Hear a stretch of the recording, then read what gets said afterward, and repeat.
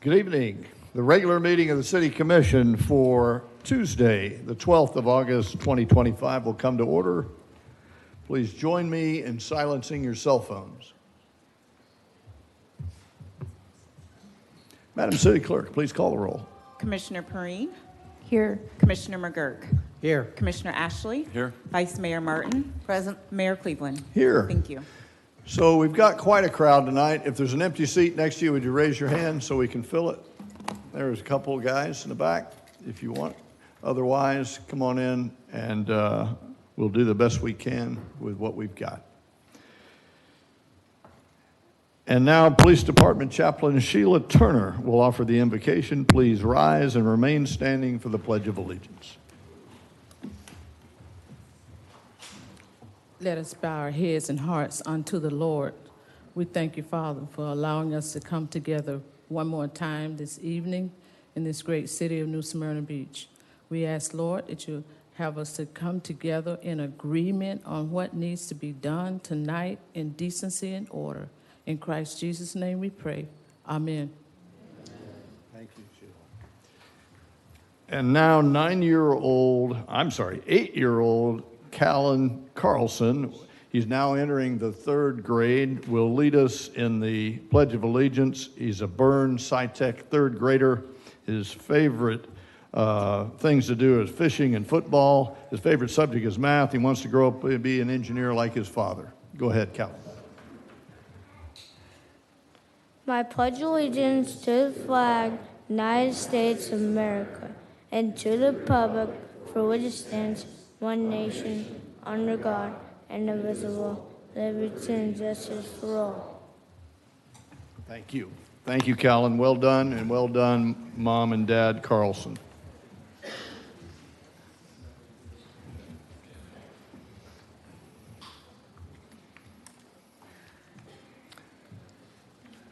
I want to welcome one special guest tonight. We've been waiting for this to happen for a long time. Chief Kirk is there with our new Deputy Chief. Mr. Reed, Deputy Chief Reed, wave your hand, wave to everybody. We're delighted you're here. He's here from South Florida.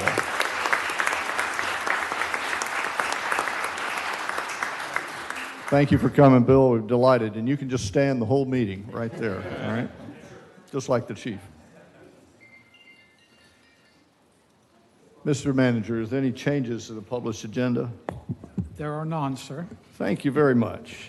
At this time, I'd like to invite Mr. Jimmy Lane to the podium, along with the commission, to receive a proclamation honoring his 40th anniversary of the Jimmy Lane Surfing Academy.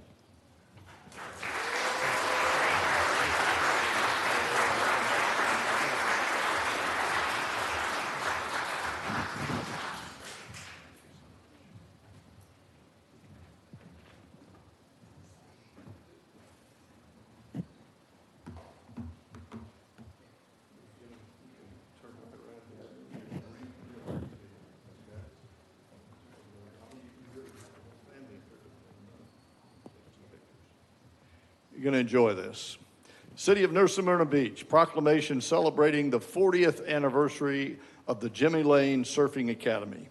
Whereas this year marks the 40th anniversary of the Jimmy Lane Surfing Academy, which for more than 4 decades has played a pivotal role in shaping the lives of countless young surfers, fostering competition, camaraderie, and deep respect for the ocean. And the legacy of Jimmy Lane stands as a testament to the dedication, passion, and perseverance that define the athletes who represent our city. And whereas Jimmy Lane is a proud New Smyrna native, he has become a symbol of excellence both in world surfing and in community service, having earned the prestigious title of world #1 surfer during his illustrious professional career. And whereas Jimmy has contributed significantly to the growth of East Coast surfing history, not only as a world-renowned surfer, but also as an influential surf artist who has airbrushed thousands of surfboards, carving a new niche in this industry. And whereas as co-founder of the East Coast Surfing History Wing at the New Smyrna Beach History Museum, Jimmy has generously donated his time and resources to raise awareness and funds to preserve our city's rich surf culture for future generations. And he has served as a compassionate and dedicated ambassador of surfing, embodying a positive image of the sport while providing invaluable support to our local beach and surfing industry, fostering tourism and community growth. Whereas Jimmy Lane's deep commitment to the ocean safety and education has led him to mentor and teach hundreds of children and adults each year about vital beach safety, life skills, and helping to ensure the well-being of beachgoers along Volusia County's coast, and his long-standing support of the Volusia County lifeguards, drawing on his experience as a former lifeguard. He has been instrumental in identifying and mitigating potential hazards of our beach.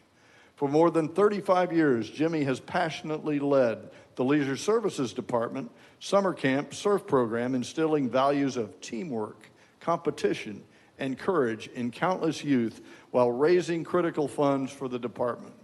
And whereas Jimmy's lasting influence is evident in the many generations of individuals who have participated in his programs and continue to return to New Smyrna Beach as adults, bringing their own children to experience the same joy, education, and community spirit he helped foster.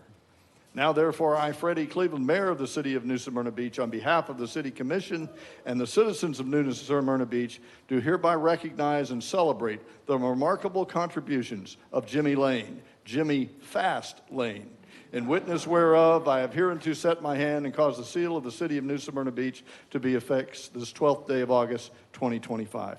Congratulations, sir.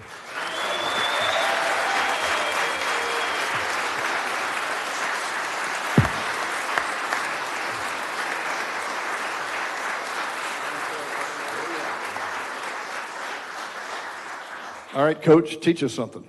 Well, I just want to thank the City of New Smyrna Beach, Volusia County, and all the families and kids and everybody, my instructors, my family, everybody that has supported us throughout the years. And we've worked very hard to make sure that all our kids are ocean smart and they're aware of their surroundings, and we make sure that we teach them that so when they go out on their own, they'll be able to handle multiple people, multiple crowds and situations, especially with our camps. We deal with a pretty good sized camp nowadays, and we enjoy it and we try to make it the best. It's not just a camp, it's an institution of teaching the sport of surfing. And I do thank everybody here for this award, and I love New Smyrna. I've been here since 1969, and I played basketball, football, graduated in 75 here in New Smyrna Beach, and I really became a professional surfer, and I've done everything in surfing, art, everything's been done in surfing in my life. So I'm proud that I've made it this far, and I'm hoping to go another 10 years and make it 50 years in our surf camp. There you go. Thank you, ladies and gentlemen. Jimmy Lane. Thank you, Jimmy. Pose for a picture.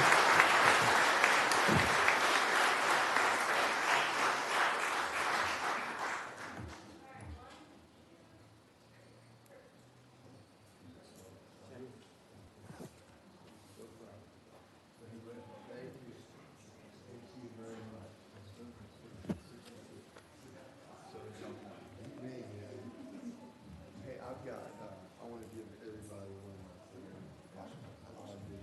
Just go around the table. Honey, will you hold that?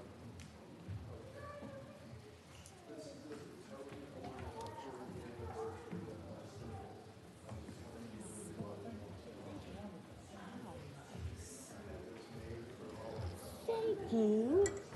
Yes, sir.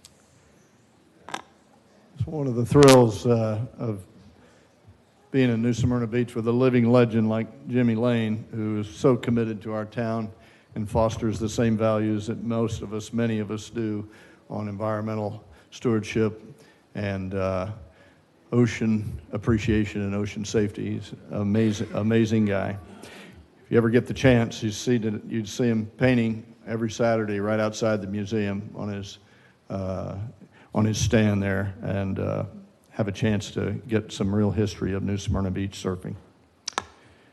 Mr. Manager, your report, sir. Yes, sir, Mr. Mayor, thank you. Just a few things that I wanted to mention this evening. As you all know, we have been very much involved in the budget process. We just completed our second budget workshop on August the 6th. We have our first public hearing for the budget scheduled on September the 10th. That public hearing will occur at 5:30 here in these chambers. I anticipate the second public hearing later that month and adoption of the new budget for fiscal year 2026. Of course, that we have presented you with a balanced budget, and a budget that maintains our millage rate at its current level. We are recommending an increase in the stormwater fee in order to more adequately fund stormwater improvements. That's obviously a very high priority area for us. There is also a slight millage increase resulting from additional borrowing that the voters authorized for the acquisition of properties in the Turnbull Bay watershed, and that property acquisition has been very successful in preserving many acres of forest land and wetland for conservation purposes, and certainly that enhances our floodplain and stormwater management efforts. Also wanted to mention tonight on the agenda there are a number of items related to the Charter Review Committee and their review and recommendations pertaining to the charter. All of that information is available on the city webpage. We have created a dedicated spot for charter review, videos of all of the Charter Review Commission meetings, all of the city commission meetings where you've dealt with this topic, a summary of the recommended changes, some of the pros and cons of those changes. All of that information is available on our website, so we encourage people to review that and educate themselves about those issues and concerns. Also, did want to point out, I know we posted on Facebook today regarding some improvements that are coming to the parking lot at the Coronado Civic Center. That will get started later this year. Basically, what we're planning to do there is just to regrade that parking lot to add some shell to the surface to give it a little bit more stable feeling, and then we will demarcate the parking spaces with concrete wheel stops, and so that will help us better organize the parking. People will know where to go. That's kind of a haphazard type situation today, but we're not planning to put any asphalt down. We're not planning to cut any trees down or anything of that sort. It's just enhancing what we currently have. So according to the information that I have, that project will start late Monday night, August 25th, and we expect it to conclude Wednesday morning, August 27th. So just encourage people to note that and don't park in that parking lot during that time so that we can get that work done. Also, I don't think I can get through the meeting without recognizing the firemen and their families and supporters that are here. Please know that we appreciate you. We understand your concerns, and just for the general public, we are in union negotiations now. The union, fire union, is operating under a 3-year contract that was approved back in 2022, and that expires September 30th. And we are negotiating with the union concerning pay, benefits, and other items. So I don't want to say too much on that topic as we are in negotiations, but I'm happy to answer any questions that you may have if any come up. Thank you, sir. Appreciate your report. So I see quite a crowd here tonight, so I'll go through the rules of public participation, which is our next section. It is a monologue, not a dialogue. We won't be answering questions. You'll have 3 minutes to give us your view, whether you wanted to compliment the city on something they've done, you have a concern in your neighborhood, or you just have a thought you want to make sure we know as it pertains to city business. And so there's no cheering or clapping or jeering. We honor the civility that we conduct these meetings in, and we want to keep that civility. So please abide by those rules. When you come forward, offer your name and your address for the record, and then you'll see a green light come on. You'll have 3 minutes at that point. When the yellow light comes on, you have 2 minutes, and you need to be finished by the time the red light comes on. With that said, public participation is now open. Please come forward. We're anxious to hear what you have to say.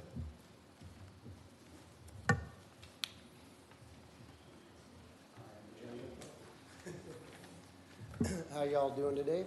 My name's David Worth. Dave, raise that microphone right up to your mouth so we can hear you. I'm David Worth. We have the Worth Gallery at 304 Canal Street, New Smyrna Beach. Well, how y'all doing tonight? Worth Gallery appreciates all the efforts everyone's doing to our street and the city to make businesses better, bring it more community orientated, and just a fun, friendly place to go hang out, because I've lived on a lot of islands in the top of the mountains all over the world, and this place is like a cool little beach. And you see cowboy hats on the beach. It's pretty neat. So just wanted to say thank you, and of course, one big aloha from Maui.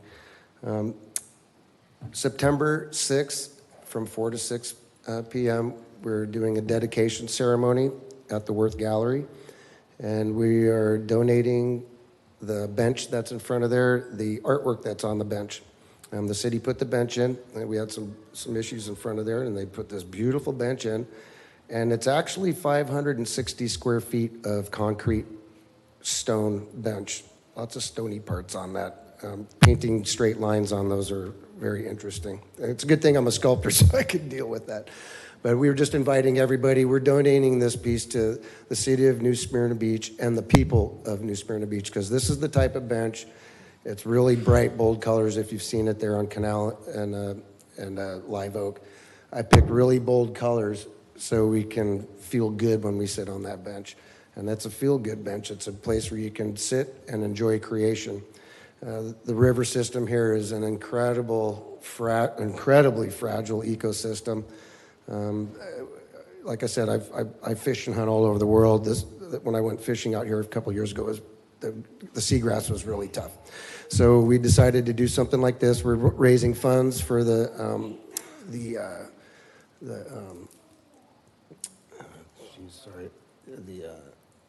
Marine Discovery Center. We just partnered up with them about a week ago, and it was like glue. We got together, and everything that we talked about was very symbiotic. They're in my wheelhouse, so I'm really happy to be able to be a part of this.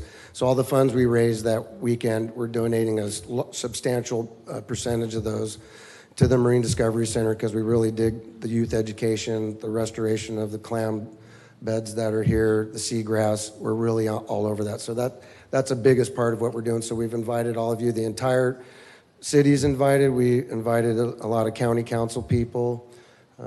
Just anyone who really loves New Smyrna Beach should be a part of that, to really grab a hold of this beautiful place that we have. And it was a great honor to do that. And not one brush stroke was done standing up. So it was quite the effort. But I just want to thank you all very much, and we appreciate it, and we really would love to have you all down there.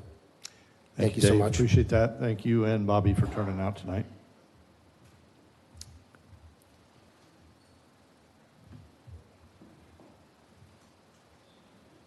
Good evening. My name is Mariah Parker, and I am here to speak on behalf of some of my neighbors, including Linda Woodard, Jessica Minhas, Sarah Finch, Sam and Lori Schnucker, Diane and Rick Brown. My neighbors and I are deeply concerned about the staffing crisis at the New Smyrna Beach Fire Department. It has come to our attention that over 30% of our current employees are now seeking employment elsewhere. Upon asking how this situation developed, we were informed that our starting firefighter salaries are being about $12,000 under market value. We feel that this is shameful, that a profession requiring such skill, dedication, and courage is so poorly compensated. And we must ask ourselves, in an emergency, who do we want our families cared for by? Seasoned professionals or undertrained, inexperienced recruits? If this exodus occurs, the department will be severely understaffed. We're already struggling to attract candidates and certainly will not be able to recruit experienced firefighter paramedics under the current pay and benefit structure. Attracting highly qualified individuals requires more than just a competitive salary. It requires a competitive total benefits package. A cursory comparison with surrounding departments revealed some troubling disparities. Our department's accrual policy does not distinguish between personal time and sick time, unlike most other departments, as well as it being accrued at a much lower rate. We require a 10% pension contribution versus 3 to 5% in other departments. Our paramedic incentive is an annual stipend, whereas most do an hourly increase. While I have no personal or family ties to the New Smyrna Fire Department, I do come from a family with many firefighters, and I know firsthand that these men and women do not enjoy uninterrupted nights of sleep. They must be ready to respond instantly and flawlessly at any hour. Some may believe that firefighters should work additional jobs to make ends meet, but I ask you, if you were woken 3 times during the night for emergencies, how functional would you be at your full-time job the next day?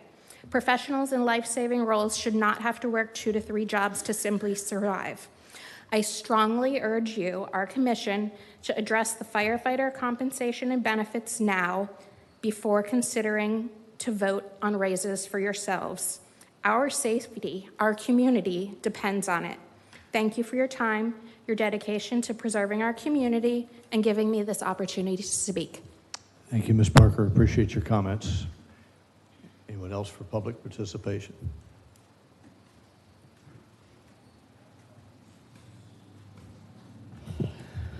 Good evening, City Council members. My name is Aaron Brigham. I live at 634 Yupon Avenue.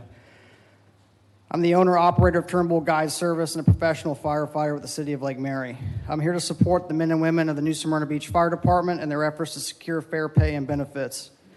Right now, our firefighters face an average wage shortfall of about $12,000 per year. If nothing changes, this department risks losing nearly 1/3 of its seasoned personnel to other departments offering higher pay, better work-life balance. This is unacceptable, not just for the firefighters, but for the safety of the residents they protect. These professionals work over 2,880 hours a year, often making only $15,000 more than minimum wage. This is for a job that demands firefighting skills, advanced life support, hazardous materials response, technical rescue, and often other higher education requirements, such as bachelor's and master's degrees. They work 24-hour shifts with 1/3 of the calls coming after midnight, often without adequate rest. We demand perfection from them, but we do not pay them with fairness or dignity. Many cannot even afford to live in the communities they serve.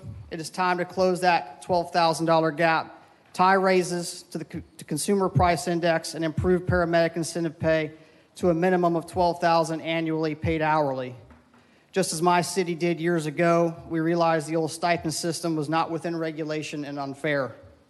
This isn't about asking for more than what's reasonable. This is about asking for what's right. NSB firefighters also deserve a strong personal leave accrual to give them rest and work-life balance that every surrounding city already has. I know from experience my city of employment is half the size of NSB, yet still provides me with a fair wage and robust benefits. There is no excuse for this city to treat these firefighters as second-class public servants. The citizens are watching, and we will remember at the polls those who failed to respect and protect our first responders. I want to thank the city for investing in new fire engines, 2 ladder trucks, and ambulances. Those are an important step, but equipment without people is useless. Please invest equally in the people who put themselves in harm's way for this community, and to the firefighters, hold the standard and maintain the public's trust. God bless the city. God bless the United States. Thank you for your time and attention. Thank you for your comments, sir. Appreciate that. Anyone else for public participation? Hello, John.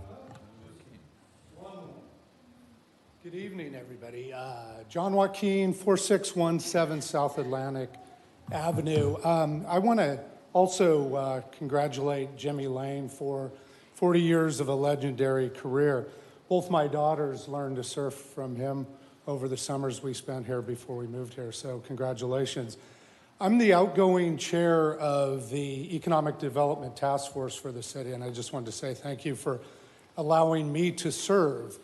I also chair the Advocacy and Economic Development Committee for the Southeast Volusia Chamber of Commerce, and my board chair, Mark Billings, and I are here tonight, and we're excited about what the future holds for the regional economy as we look to diversify our industrial base, to grow new industries and bring high-paying jobs to the community.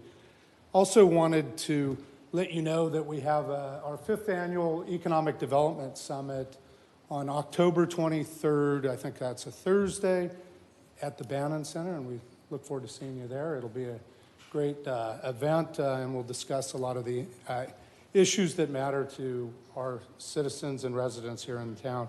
And lastly, hope you have a great rest of your summer. Thank you for your service. Thank you, Jeff. Appreciate that.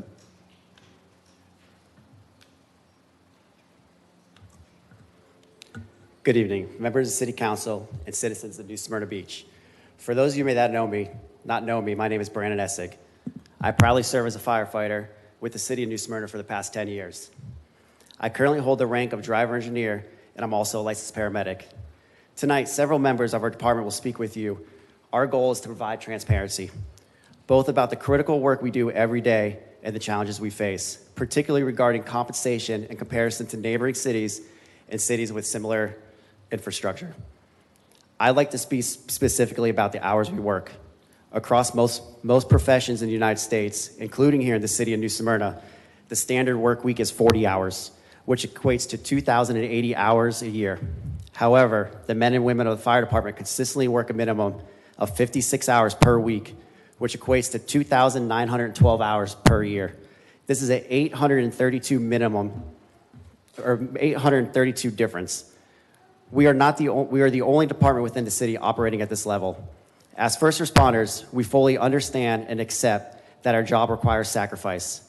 Missing birthdays, holidays, and family milestones comes with the territory of being a public servant. What we did not anticipate or sign up for is needing a second job just to make ends meet. In our department, every firefighter does one of the 2 things to support their families.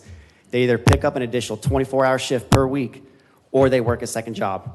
As a result, most firefighters in the city are working 80 or more hours every week. Personally, I work an extra 24 to 32 hours weekly. That's time spent away from my wife and our 2 young children, a reality that weighs heavily on me and many others in our department that have to do the same thing. Despite these challenges, I can confidently speak on behalf of every firefighter in New Smyrna when I say we love this city. We care deeply about our residents, and we are proud to serve our community. We are not here tonight, not out of dissatisfaction with our work or our mission, but to be recognized through fair compensation and benefits. Thank you for taking the time to hear from us, and thank you for your continued support of the men and women who protect the city every day. Thank you, Brian. Appreciate your comments.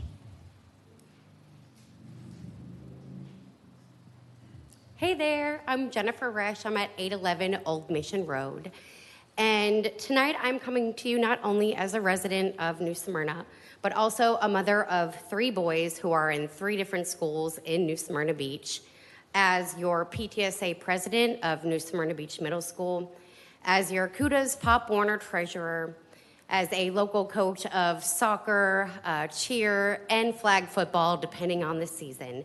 And because of all those titles, I like to consider myself an expert in what our local children need. And I can tell you guys what our local children need is first responders, and they need them to be well rested. They don't need them to be at multiple jobs. They need them ready to go. The last thing I want to know is that one of these men and women who are just coming onto the scene after I've seen a child lifeless on the field is that they've just been pulling a double to make ends meet for their family, and now they're tired when they're treating our kids. And you guys, this happens more times than you would think. In every position I have named off, I have had to call in these firefighters and paramedics at least once. And our children need them. Now, I was pretty upset today when I learned that our firefighters and paramedics are making about $10,000 less than comparable jobs over with the county, and even less than when you compare them to other cities. But then this is what really got me, and everyone take this in for a moment. You can make more at Wawa starting out than you can saving lives. And I would much rather my boys ringing a cash register than going through the trauma that these men and women are doing for absolute pennies on the dollar.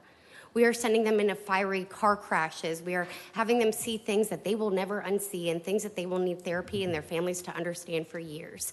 And we are paying them pennies. I couldn't afford to do what they do. Not with 3 kids. And I know many of them have families at home to take care of. Now, I notice there's a line item tonight for you guys to get a raise, and I would say y'all need a raise. But it is very bold to put almost a double raise when you have families telling you they need your support, and we need to fund our firefighters. So I'm asking you to put your time and your money where your mouth is, and please consider this. And on a second note for the kids, our kids need to know you, man. I would love to see you guys at our schools. I'm a part of all these PTAs. I would love to have you guys come to our open houses. Let them see who's making the big decisions in our communities, because they should know who you are and what your faces look like. So they know when they see you on Flagler Avenue and Canal Street at all these events to say hi and to thank you when you do the right thing. So please do the right thing. Thank you, Jennifer. Appreciate your comments.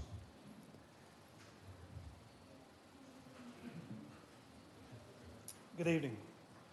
My name is Brandon Carroll. I'm representing Local 2271. Thank you for allowing me to speak. Let's talk about the numbers because they speak for themselves. Firefighters in our department earn just $15.33 an hour. That's barely above Florida's current minimum wage of $13. Come September 30th, minimum wage goes up to $14. If you remember, back in 2015, starting pay as a firefighter was 40% over minimum wage. Starting September 30th, we will be 9% over minimum wage. Let's do the math. At $15.33 an hour, we work 2,912 hours a year. That's about $44,600 as a base salary. Even with a $9,000 medic incentive, it's just $53,600. Still far below what our skills, responsibilities, and sacrifices are worth. Meanwhile, other Florida departments are paying far more. Winter Park, $24 an hour for paramedics. Palm Beach Gardens, $25 an hour for paramedics. South Walton, near Destin, $27 an hour. Even their EMTs are paid up to $24 an hour. And some medic incentives right now are over or up to $20,000. Some of our firefighters bring home just $3,000 a month. I recently heard about one who applied for food stamps just to get by. We also contribute 10% into our pension, much higher than any other city, which actually reduces the financial burden on the city. And this isn't just about retention, it's about recruitment. Winter Park recently just had nearly 80 applicants apply for 8 positions. We had 3. One didn't even show up. They took a job with Volusia County instead. So I ask, how many more people will we lose? And how many will we struggle to hire back? And ultimately, we want the best of the best to work for New Smyrna Beach because we want what's best for our citizens. And compression is making it all worse. we now have newly promoted lieutenants making more than lieutenants with over 20 years of serving this city. This isn't just about money. It's about respect, safety, and future of this department. We must raise the standard, or our risk of losing people who stand ready to serve this community 24/7 will risk losing all those people. Thank you. Thank you, Mr. Carroll. Appreciate your comments. Good evening, Commissioner. Good evening, Mayor, Vice Mayor, and Commissioners. My name is Judy Riker. I live at 464 Bouchelle Drive, Unit 304, and I'm here tonight to speak on behalf of Deb Denny's. Deb would be here if she could, but she's in Tallahassee attending and representing our city at as a governing board member of the Florida Communities Trust. This meeting's particularly important because they will be voting on a grant which was submitted for our very own Doris Leeper Learning Center. Her extensive experience serving as Volusia County Councilwoman afforded her the ability to not only understand, but to navigate government, budgeting, and regulatory frameworks, skills that are critical for managing infrastructure, rates, and public accountabilities in our Utilities Commission. She also has a proven track record in land use development. She received the Florida Planning and Zoning Focus Award for her ability to evaluate projects with an eye towards sustainable growth, environmental considerations, and balanced stakeholder needs, which is important when our utilities are planning for the future. Being named Citizen of the Year by VCARD, the Volusia County Association for Responsible Development, proves Deb's ability for community-centered decision-making, as well as strong relationships with our community and our leaders and our residents, and a well-documented reputation for balancing economic growth and quality of life. And for those that have served with Deb, as I have when I was on City Commission, and Jason, you too, you remember the Turnbull Bay Bridge and how helpful she was in getting county funds and getting the county to get that thing done as quickly as she did. And she demonstrated consensus-building skills that helped bridge perspectives between government, business, and residents, which is a vital skill needed to resolve complex issues. So in conclusion, I'm asking on her behalf tonight to consider appointing her as a Utilities Commissioner, given her proven background positions, so she can serve the Utilities Commission as well as you and the city. And because of all this that I've mentioned, Deb is uniquely positioned for this appointment, bringing her skills and her forward thinking to help meet the needs of New Smyrna Beach's Utilities Commission today and in the future. So thank you for the opportunity that you've given me to address you, and it's nice to see all of you. Have a good evening. Thank you, Judy. Appreciate your comments.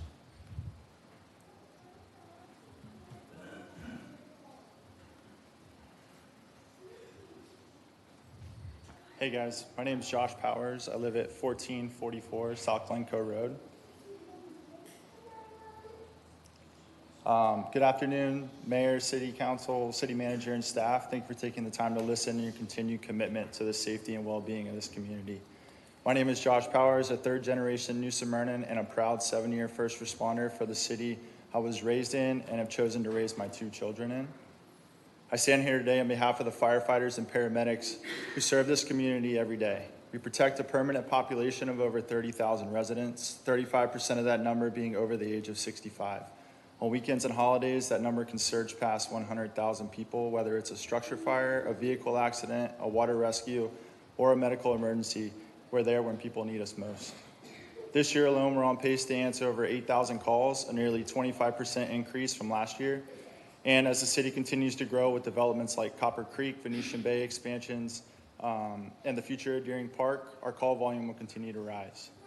We work 2,912 hours per year, significantly more than other first responders employed by the city, and nearly 1/3 of our calls happen overnight from 8 p.m. to 8 a.m. Due to the fact that no 2 cities in Volusia County match the unique characteristics of New Smyrna Beach, a city with a coastal geography, a tourism-driven economy, and a surging seasonal population, we look beyond the county to find a truly comparable community. In our research, one of the closest comparisons is Destin, Florida, a beach town with a similar year-round population, a tourism economy that brings tens of thousands of visitors daily, and a municipal department of a similar size and structure. Their starting firefighter pay ranges from $56,000 to $66,000 per year in comparison to the value of a starting New Smyrna Beach firefighter, ranging from $45,000 to $54,000. That's about 20% lower pay, despite our department running more calls, working more hours, and providing revenue, generating ambulance transport services for the city. Because of this, New Smyrna Beach has become a stepping stone department.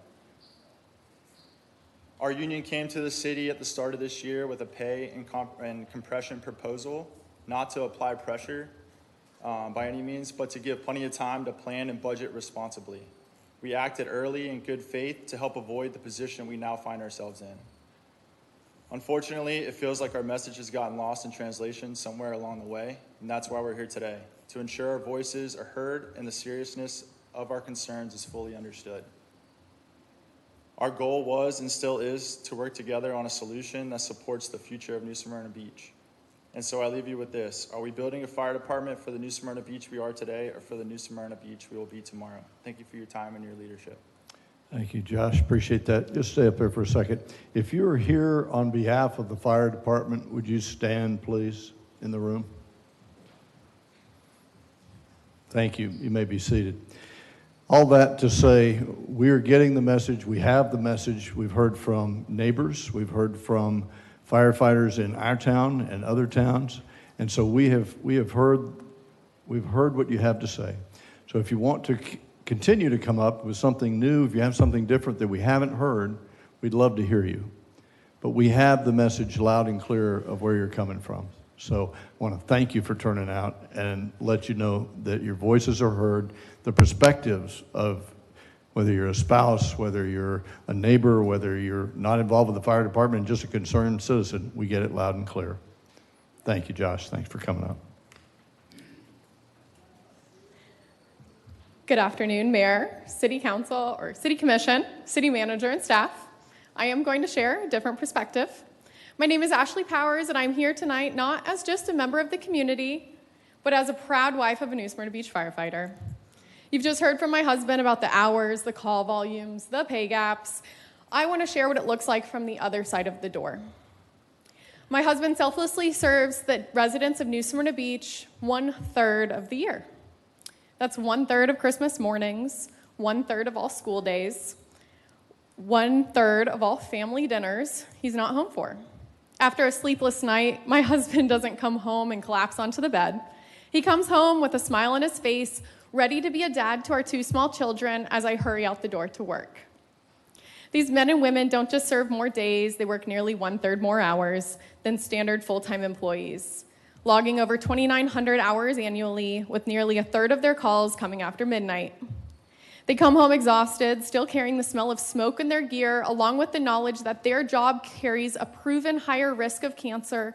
And those exposures don't just stay at the firehouse, they follow them home, increasing cancer risk for spouses and their children. Now the city is faced with potentially losing 1/3 of its current highly trained firefighters, men and women who have already applied to other departments, and I can't blame them. In the last 72 hours alone, they've responded to motor vehicle rollovers, served as swift water rescue responders during plane crash in the inlet, served advanced emergency medical care, educated the public on fire prevention and safety, and advanced as fire crews into burning smoke-filled buildings. That's not a busy month, that was the past 3 days. And the toll isn't just physical, these men and women carry the weight of what they see. The scenes most will thankfully never witness. Mangled vehicles, tragic drownings, families in their worst moments. They run active shooter drills and respond to life and death emergencies, knowing that some calls will stay with them for the rest of their lives. That proximity to trauma takes a mental toll, one that builds shift after shift and year after year. Our city is changing. Over half of our residents are now 55 or older, which means more medical calls, more rescues, and more strain on people who are already giving everything they have. Earlier this year, Governor DeSantis signed SB 929, a bill aimed at strengthening firefighter pay, benefits, health, and protections across Florida. That state-level legislation should be the minimum standard we meet here at the local level, yet right now, New Smyrna Beach doesn't even compare. We ask our firefighters to shoulder more work, more risks, more trauma, and more sacrifice for less. They are not just firefighters, they are lifesavers, medical experts, rescue specialists, educators, disaster responders, and so much more. Thank you, Commissioners, city staff, for your time and service. Your dedication to the residents of New Smyrna Beach does not go unnoticed. I appreciate your willingness to listen, to understand, and make the decisions that will protect those who protect us. Thank you, Ms. Powers. Appreciate your comments.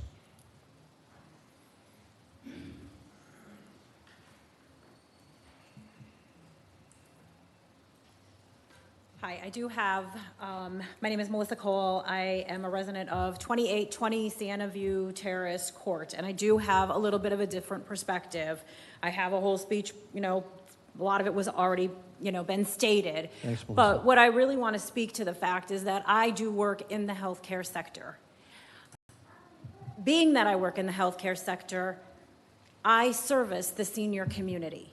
Our firemen, our ladies and gentlemen that work for the fire departments, their calls consist of 60% of medical calls.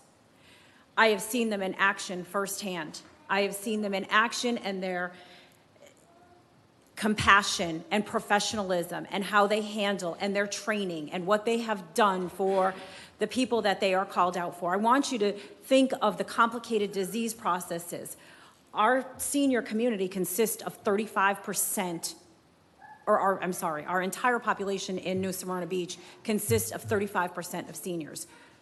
We're all aging in this community. In my line of work, I see that most people want to die in their home. They want to be in their home setting. They don't want to live in a facility. Aside from that, we have multiple facilities between ALFs, a nursing home, multiple ALFs in this community that call these firemen consistently. And they need to know how to react. Do you want somebody in these positions that have no training? You think of the complicated disease processes that our seniors are challenged with: congestive heart failure, cardiac disease, cancer, a gamut, Alzheimer's disease, dementia. There is so much that they are faced with and challenged with, and we need people in these positions that know how to deal with that are trained, that are responsible enough. With that being said, I just want to, because some of this has to do with medical, our firefighters serve tirelessly responding to the wide range of emergencies, with medical calls alone consisting of 60% of the workload. These brave men and women put their lives on the line every day, facing uncertainties and challenges to ensure the safety and well-being of the residents and visitors of this community. It is crucial that we recognize the sacrifices made by these firefighters and the toll it takes on their personal and home lives, being away from their families so frequently. In addition, most of these men and women must seek additional employment to meet ends meet. The pay disparity of up to 30% for our New Smyrna Beach firefighters when compared to their counterparts cities. This inequity not only undermines the hard work and the commitment of our firefighters, but it also jeopardizes the quality of emergency services they are going to provide to our community. If we continue to lack an equality of pay, they're going to seek alternative employment, and that's where I drive home with this, is we need professional and educated firefighters serving our senior community. Thank you for your comments, Melissa. Appreciate your different perspective. Anyone else?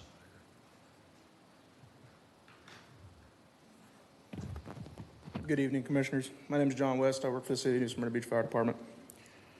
I'm here tonight to speak on behalf of a colleague of mine who cannot be here because he is currently working.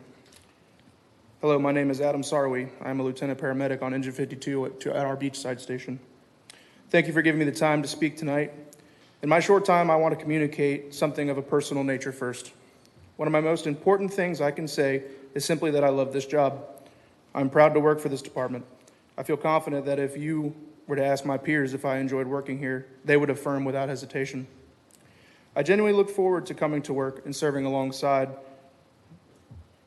the members of the New Smyrna Beach Fire Department. I care about this place. But the fact is, we are at a serious crossroads. I don't believe in hyperbolic speech. I don't believe in exaggerated speech. I believe in letting the truth speak for itself. And right now, the truth is bad enough. The truth is people are leaving. This November will mark 10 years with the fire department. I am 42 years old. You guys are stuck with me. But I look at these young guys with minimal time on the job. They have 25, 30 years left. They have their whole careers ahead of them. In conversations with these guys, I find myself telling them that unless something significant changes here in New Smyrna, you would be better off working for another department. It puts a pit in my stomach to hear myself say that. It's in my nature to stick things out. But there is a certain point where the reality of this situation forces your hand to make a decision. With as many people leaving and planning on leaving, it comes with a serious cost, both monetary cost and intangible cost. To hire a new employee, fit them with gear, train them, it costs a significant amount of money.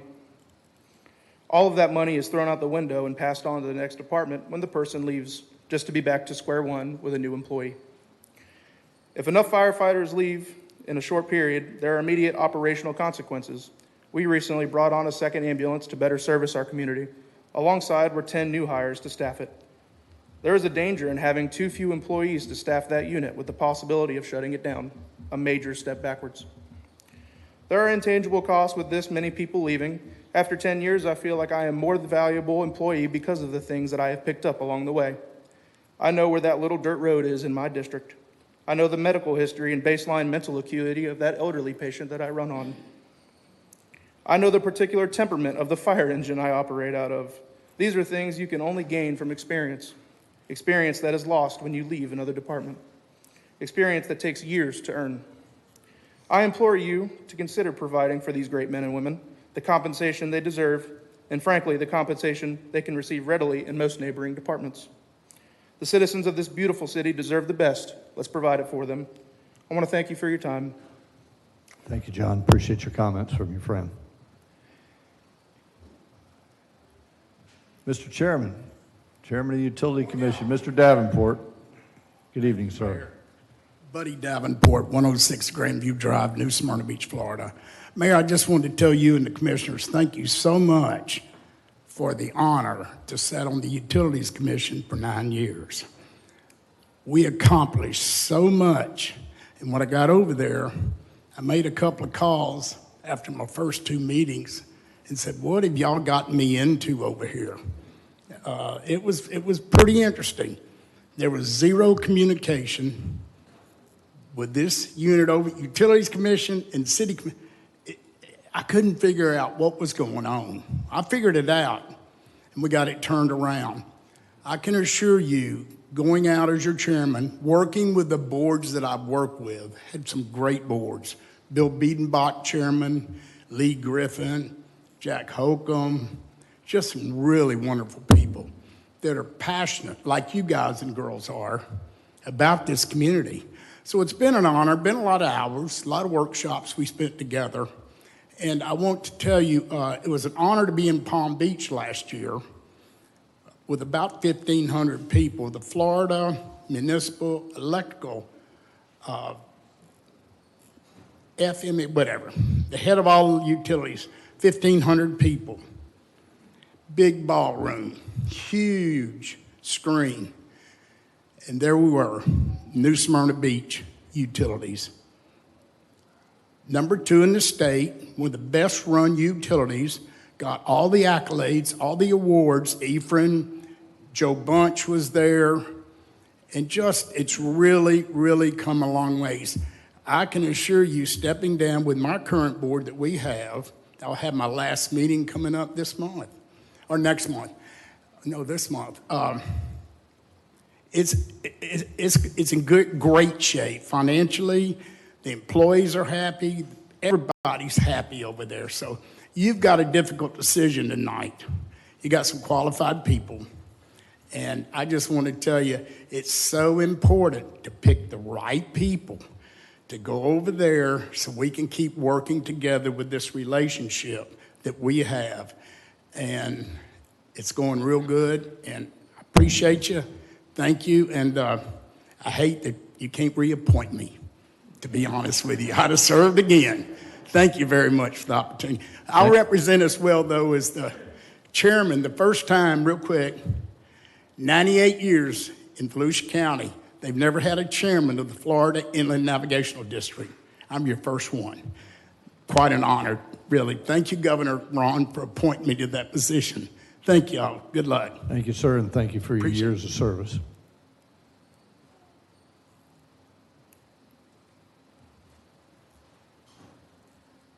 My name's Andrew West. I live at 2250 Page Avenue, City of New Smyrna Beach. I'm not going to give you any stats or money issues or anything like that with the members of the fire department. But what I do know is you guys are our leaders. And it's not right having the members of the fire department have to come in here and talk to you about what they're talking to you tonight. And y'all know that. You're our leaders. You're my leader. You're the leader for all the folks in this room right here, and you're certainly the fire department's leaders. Please don't make these men and women have to come back here and do this again. It's embarrassing. Y'all need to step up now, right or wrong, make a decision. That's it for me. And I was born and raised right here at Fish Hospital. And I made my living off the city of New Smyrna Beach. I'm a retired firefighter, 30 years. I appreciate y'all. Now it's time for y'all to be leaders. Thank you. Thank you, Mr. West. Appreciate your comments. Commissioner Conrad. Good evening, Lillian. Good evening. I thought maybe I could follow Chairman Davenport and maybe say a few words about the Utilities Commission. My name is Lillian Conrad. I live at 2700 North Peninsula, and I currently serve as a commissioner for the U.S. NSB Utilities. I'm here today to respectfully request your support for my reappointment to a final term. As you know, the NSBU mission is to provide safe, reliable, and cost-effective utility services in our community. I'm proud to report that we're operating at a high level. I support what Buddy has said about that, and that's no accident.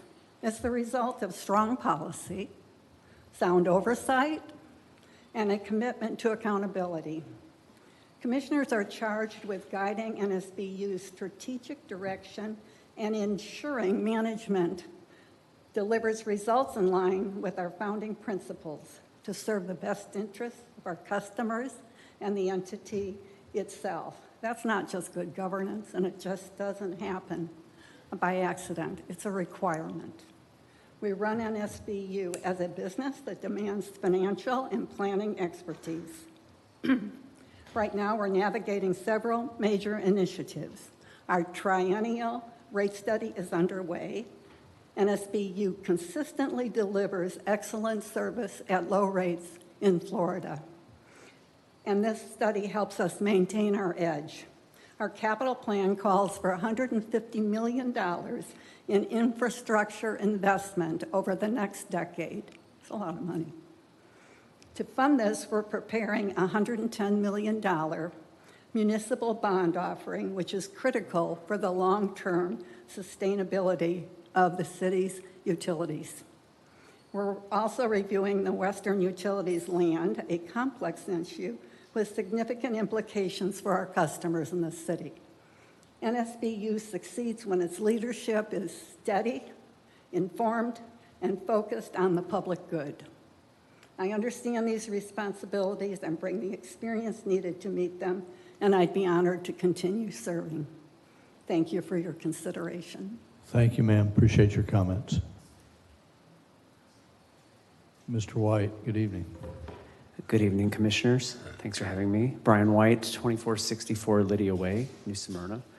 I don't have any prepared remarks for you tonight, but I wanted to have a candid conversation about your consideration to join the growing consortium of municipalities fighting Senate Bill 180.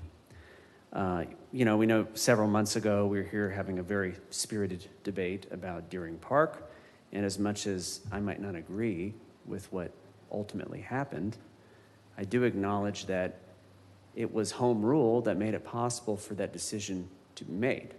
That's your power to govern our city. It's the county's power to govern the county. And what SB 180 does is it eliminates many aspects of home rule as it pertains to how our communities grow, and how they should grow to serve the best interests of our citizens. You're elected because people want a voice on the dais. They want to control their own quality of life. They want a say in how our communities evolve over time. And I'm a firm believer in that concept, that home rule is incredibly important, not just to our community, but to all communities. And as I'm here, complaining about SB 180, I was pleased to see that the city of Delray Beach, just about 15 minutes ago, passed a resolution to join that growing consortium of municipalities fighting SB 180. And I think that you should too, because it's our voice that's ultimately at stake. And I don't want to bore you, but I'll give you a little history lesson, which is ironic coming from me. But in 1968, the state's constitution was changed to provide the authority for municipalities to have home rule. And Volusia County was the very first county to adopt it. We have a legacy in this community going back to 1971 of giving our citizens the best voice that they can have to have a say in how our communities grow and how our governments are run.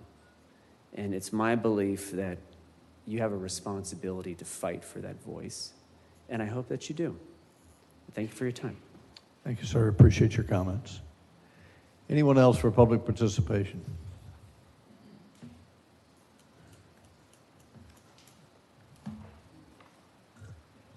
Good evening.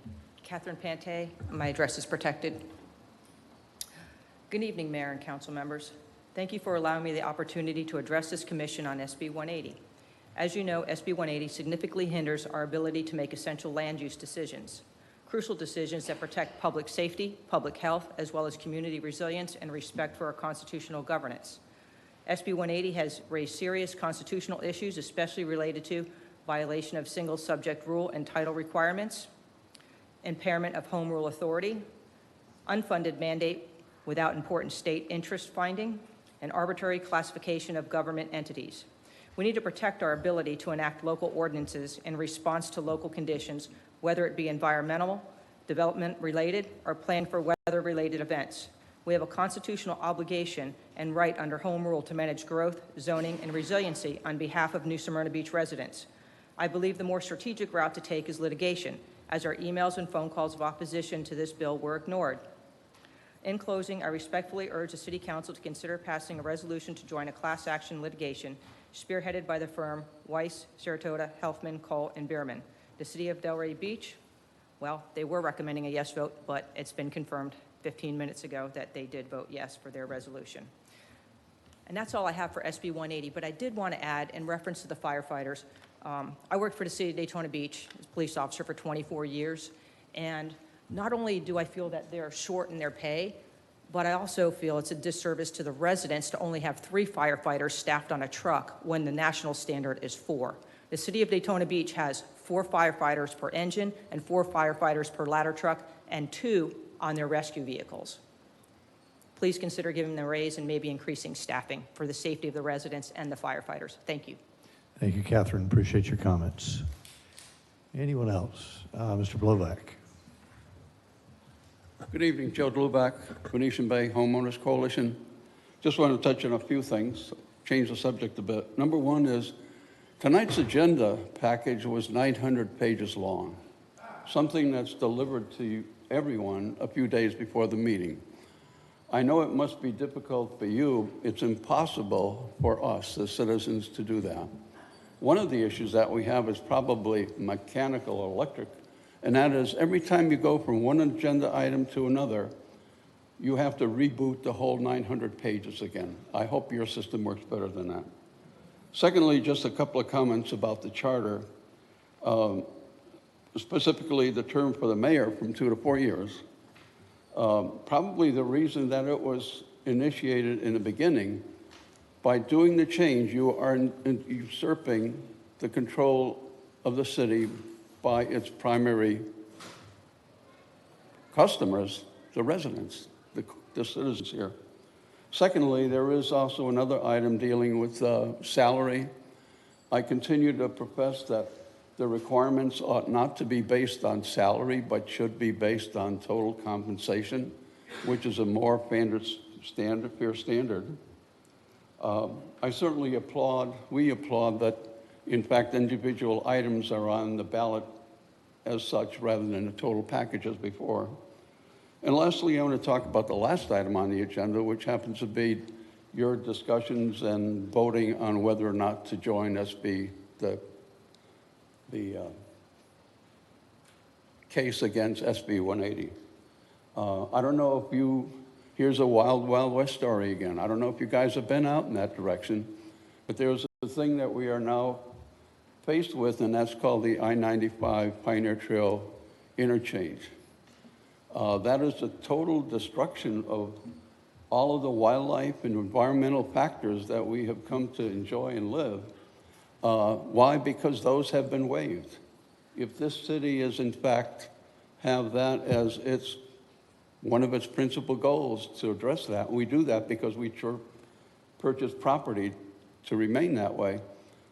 There's a typical example of we're going to lose that, and we welcome you to join us. Thank you. Thank you for your comments, sir. Anyone else for public participation?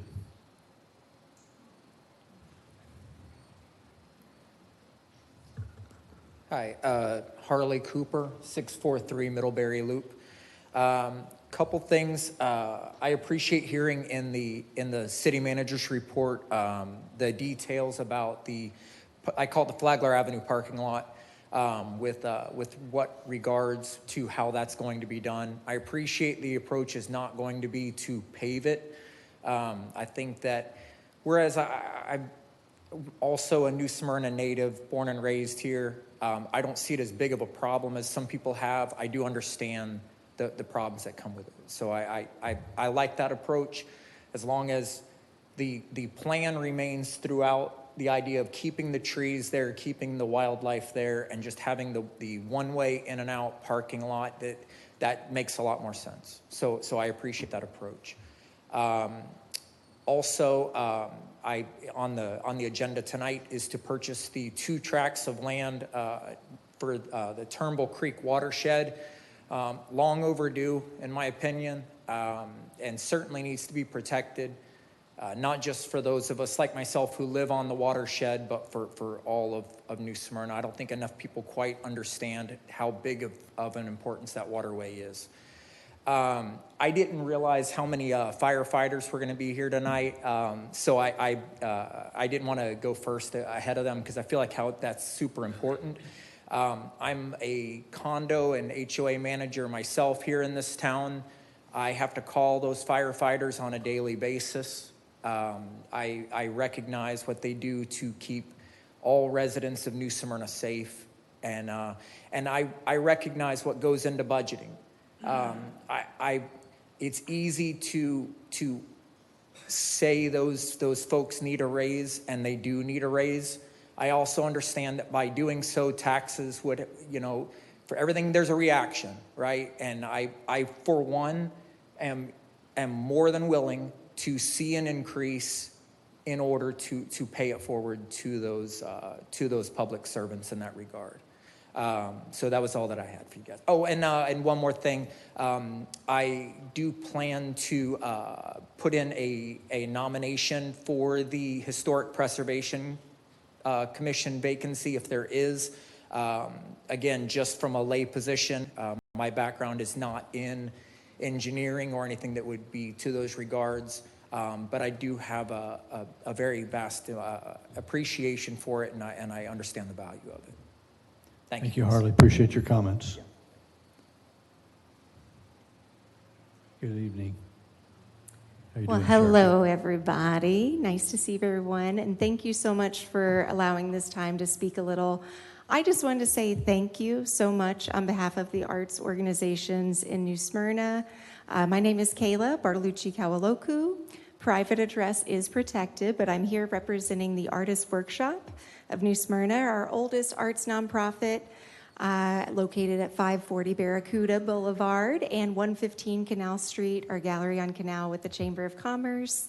I am actually their first executive director for the oldest arts nonprofit in New Smyrna. And this, by you prioritizing arts and culture, it is huge, and I just wanted to express that gratitude. It's really been the community that I found to make a home in New Smyrna, being a transplant myself, but a fourth generation New Smyrna Beach resident. And all of our family have been in the arts here. So thank you again for acknowledging and appreciating us, and we love being a part of the art with you. So happy Tuesday, happy meeting, and thank you again. So appreciate you. Thank you, Kayla. Appreciate your comments. Anyone else for public participation?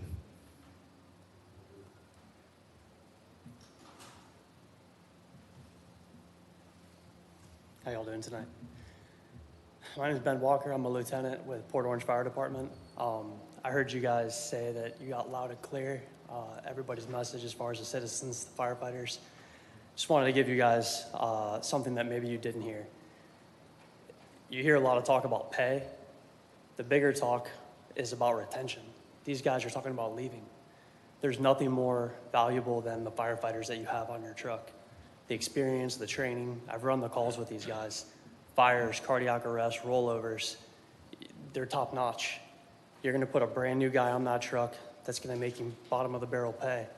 What kind of applicants do you think that you're gonna be hiring? On top of that, what experience do they have? So you have citizens that are coming up here talking. It's a beautiful city. I come down here, I live in South Daytona, spend most of my time in New Smyrna. This will not be the city that everybody grew up with, knows and loves without your public servants. So you need police and fire, and you need to make sure that they're trained appropriately and paid appropriately, or else they will leave and you will not have trained appropriately, all right, or staffed appropriately. So please make sure you do that for these guys. They all live by an adage that we say in the fire service, leave it better than you found it. So I ask you guys to please leave it better than you found it. Thank you. Thank you, Lieutenant Walker. Appreciate your comments. Anyone else for public participation? Seeing none, public participation is now closed. Thank you very much. We're going to move on to the consent agenda. And if there are any of my colleagues that wish to comment on any of the 7 items, any comments? Any of my colleagues want to pull any of the 7 items? Very good.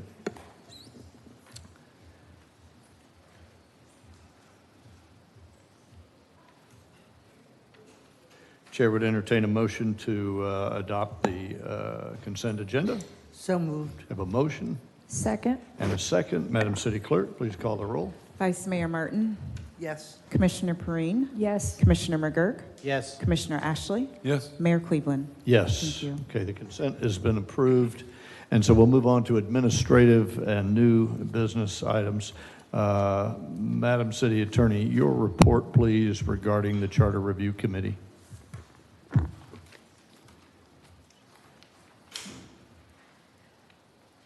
So we talked in detail at our workshop on July 28th, I believe, about the charter report. This is the final report that has come from the facilitator, and just procedurally, we typically, once we have these reports, we adopt them as we've accepted this report as final. So this is the same information you've had, 7 different charter review recommendations, pros and cons attached in the table. So this is for your consideration tonight. Thank you, ma'am. Appreciate it. Any questions for the city attorney? Is there a motion to accept the final and approve the final report? I'll make that motion. So, motion and a second. Any other discussion? Yes, ma'am. You know, since I don't expect that we will be discussing the charter items on the first reading, I think it's important to put this out now. I do accept the report, but I don't think it's ready for prime time. I think there are other changes that need to be made, and I still have never received an explanation for the urgency of putting this through, particularly on a special election. I am deeply concerned about the concept of increasing our pay. I don't think any of our city employees have the increase that is suggested by this charter amendment. And there are other additional areas that I seriously question. So while I accept the report, I don't accept that the charter is ready for prime time, let alone a special election. Ma'am, any other comments? We have a motion and a second to approve the report as written. Madam City Clerk, please call the roll. Commissioner Perrine? Yes. Commissioner McGurk? Yes. Commissioner Ashley? Yes. Vice Mayor Martin? Yes. Mayor Cleveland? Yes, and so that report is accepted. Commendations to the 11 citizens who served on that. Chairman Billings is in the crowd. Thank you, Mark, for leading the way. Okay, so we're going to move on to a consideration of conservation property for Turnbull Creek Conservation Property owned by the Blossom Development. And I see the Assistant City Manager, Mr. Nybert. Your report, sir. Thank you, sir. You have two items for consideration this evening. While they're separate contracts, they're both owned by the same individual under two separate LLCs. So I'll be speaking to both of them simultaneously as they are interconnected but separate contracts. The first parcel is a parcel on the south side of Page Avenue, south of the public shopping center. It's comprised of 20.21 acres. It's owned by Blossom Development. We received two appraisals on the property. The average of the two appraisals were $837,000. The contract proposed price is $904,860. The contract is connected to the other sale, again, is connected to the sale with the festival contract. When I negotiated the price with the owner, they wanted 1.1 for the package. So what I did was prorate the contract based on the acreage, and therefore the contract is 904. The contract for the other property owned by Festival Properties, 4.5 acres, is $195,140 with an appraisal of $226,000. The combined of the average appraisals of the two properties together is $1,063,500 on a total combined contracts of $1.1 million. Any questions for Mr. Nybert? Yes, ma'am. Commissioner Perrine. So this was brought to us before and returned because of the homeless camps that are on the sites, and the owner did clean those up, and you guys inspected those and said they were cleaned up? Yes, ma'am. Okay. So that's great, and thank you. I believe I was told there were between 12 and 14 people living on at least one of those properties. And it's important that now we're going to own those, that we have a plan going forward if we do vote to purchase those, that we address those issues in the future so that those don't happen again. We'll be addressing several issues with the Turnbull Committee on not only those issues, but also a conservation management plan. How do we manage the natural resources of those properties moving forward? My question with that, would our Turnbull Committee be responsible for that, or the new person that we are going to hire for sustainability? I don't know the title of that person. The natural resource coordinator would ultimately be the individual whose day-to-day job it is to manage those lands. And that person will be working with the Turnbull Bay Group on identifying additional properties going forward, and grants and things of that nature to help us pursue more properties. My last question is, will this be treated like our parks where no camping is allowed and they can be arrested for camping at night in these areas if we purchase these properties? We can put whatever regulations that we choose on the property, obviously within the confines of the law. I guess that didn't answer my question. My question is, I'd have to defer to the attorney on that. Would it be handled like our parks and other public properties then once we purchase that? Yes. Thank you. Okay. Any other questions for Mr. Nybert? No. Chair rises to support Commissioner Perrine in Now we have a maintenance issue. We're going to have to patrol, and chiefs, men will have to, and women will have to be out there on the move, so it doesn't return to where we've been. And through conversations with the manager, we're prepared to do that, right? Very good. Just want to make sure it doesn't regress back, because it's taking care of city-owned property, and I think it's important that we spend this money on a precious commodity like this to preserve our environment, but I don't want it to regress back to neglectful encampments and endanger the residents of our town. We'll vote on these separately. He's presented them together, and so we'll vote on C and B. Yeah, B and C together, separately. And so this is the first one, and absent any more questions, the chair would entertain a motion to adopt 8B and to make that purchase of the property owned by Blossom Development. So moved. Second. Motion and a second. Any further discussion? Madam City Clerk, please call the roll. Commissioner McGurk? Yes. Commissioner Ashley? Yes. Vice Mayor Martin? Yes. Commissioner Perrine? Yes. Mayor Cleveland? Yes. Thank you. The motion carries. Very good. And similarly, the second property, item 8C, similarly for the Turnbull Creek Preservation owned by Festival Properties. Is there a motion to adopt? We have a motion to buy that property. Is there a second? Second. And a second. Any further discussion? Madam City Clerk, please call the roll. Commissioner Ashley? Yes. Vice Mayor Martin? Yes. Commissioner Perrine? Yes. Commissioner McGurk? Yes. Mayor Cleveland? Yes, Thank you. both properties have been adopted.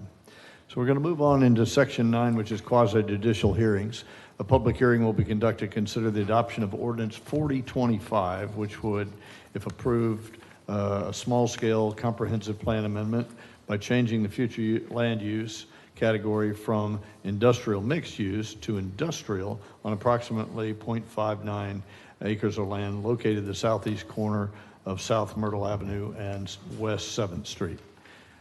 Madam City Attorney, if you don't mind reading the ordinance for the second time by title only, please. Yes, and just due to a pagination issue, these are public hearings. Ordinance number 4025, an ordinance amending the City of New Smyrna Beach Comprehensive Plan, changing the future land use designation of 0.6 plus or minus acres of property located at the southeast corner of West 7th Street and South Myrtle Avenue from city industrial mixed use to city industrial, providing for amendment of the associated comprehensive plan maps, providing for public hearings, providing for conflicting ordinances, and providing an effective date. Thank you, ma'am. I see Mr. Mathan is in the batter's box. Our senior planner, we're ready for your report, Bob. Yes, Mr. Mayor. So the parcel contains approximately 0.59 plus or minus acres of land. It's located on the southeast corner of South Myrtle Avenue and West 7th Street. And the applicant has requested that the future land use category be changed from industrial mixed use to industrial. I also have attached the current zoning map. This parcel is zoned I-1, light industrial. The current parcel conforms to the width, length, and size for an I-1 zoning district. The existing residential neighborhood that's located to the north is zoned R2, single-family residential. The property located to the west is a public middle school zoned R2A, single-family and two-family residential. The property located to the south is a Volusia County retention pond, it's zoned to I-1, light industrial. And the property located to the east, which is the former railroad property, is also zoned I-1, light industrial. So this district is intended for light manufacturing, assembly, processing raw materials, repairing, research, storage, wholesaling and distribution, retail associated with the principal manufactured use, and closely related light industrial uses, in which all operations other than transportation are performed entirely inside the enclosed buildings and are not obnoxious because of any dirt, smoke, odor, vibration, radioactivity, or explosive capability. This application does not request a change in the zoning. The I-1 light industrial zoning designation would remain. So the current future land use map shows a low-density residential category to the north, education category to the west, and an industrial mixed-use category to the east and to the south. So the proposed industrial mixed-use, the purpose of the industrial mixed-use category is to promote sustainable development or redevelopment for lands that are near the railroads or major highways and in close proximity to Canal Street or any downtown neighborhood by providing maximum opportunity for innovative site planning for the living, shopping, and working environments. Areas designated as industrial mixed use are intended to accommodate a mixture of light industrial, research, office, retail, and medium to high density residential uses. Areas that are designated as industrial mixed use are also required to develop using a plan unit development format. The maximum density is up to 40 units per acre. The transit lodging is up to 75 units per acre, and the maximum floor to area ratio is 6.50. All parcels with this future land use category of industrial mixed use, like I said, must be used, designed, and developed using a PUD development or format, requiring a rezoning to PUD.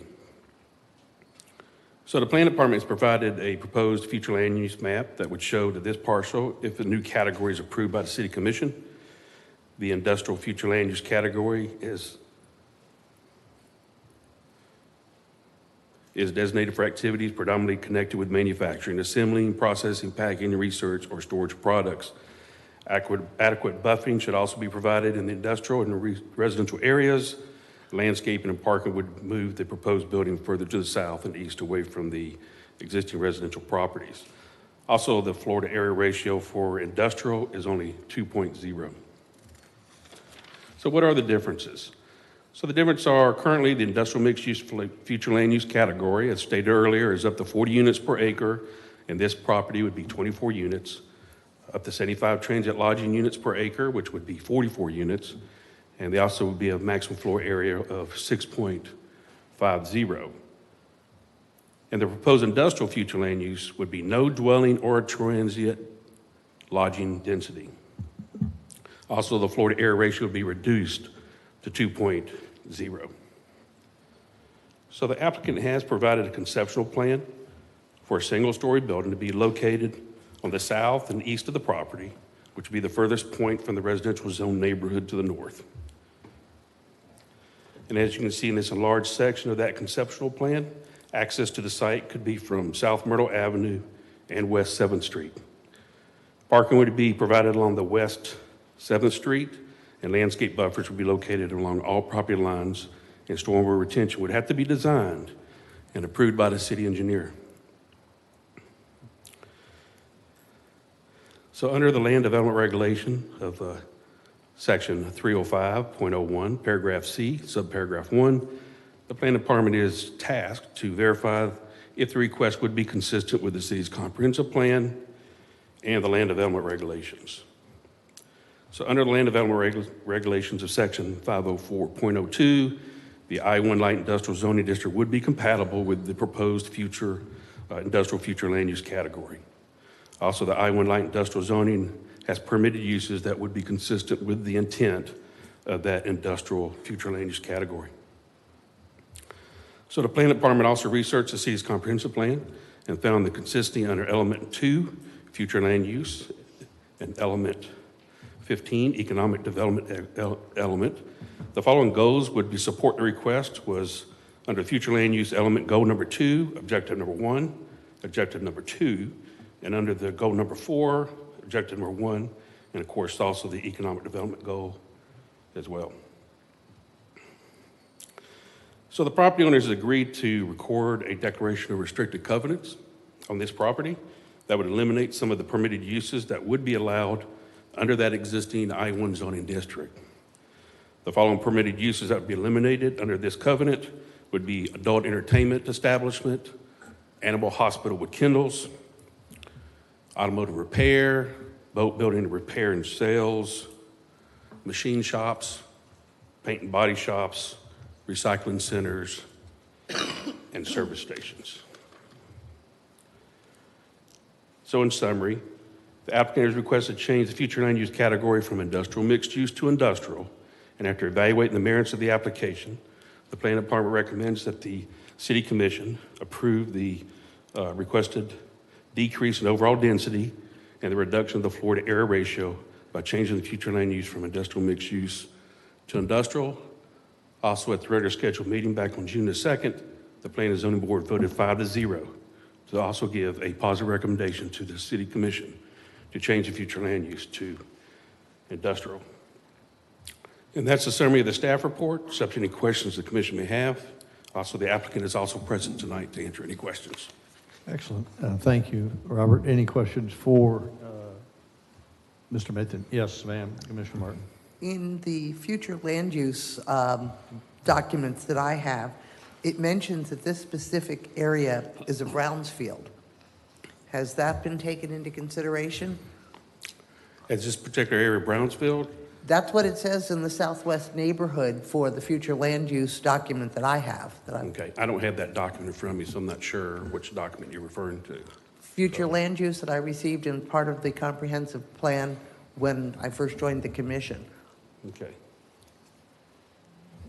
If there's a brownfield there, it would have to be cleaned up before anybody does any type Yeah, of and I'm construction. just wondering if this has been taken into consideration, because it states it, you know, in the future land use document. It may state that there's areas in that neighborhood, but I don't believe the entire neighborhood is a brownfield. It's just the way it was stated, and I'm just referring to how it was stated. That would be the entire neighborhood on South Myrtle Avenue, and I don't believe the entire Well, neighborhood it is a shows, brownfield. it shows that area between the railroad and Myrtle, as I recall. That it's, And it may be the railroad property, but I'm not sure if this property is because it wasn't never connected to the railroad. don't know, it didn't, Yeah. it did not go down to parcel number, it just referred to that tract of land. And there possibly could be contamination on the railroad property that they occupied for years.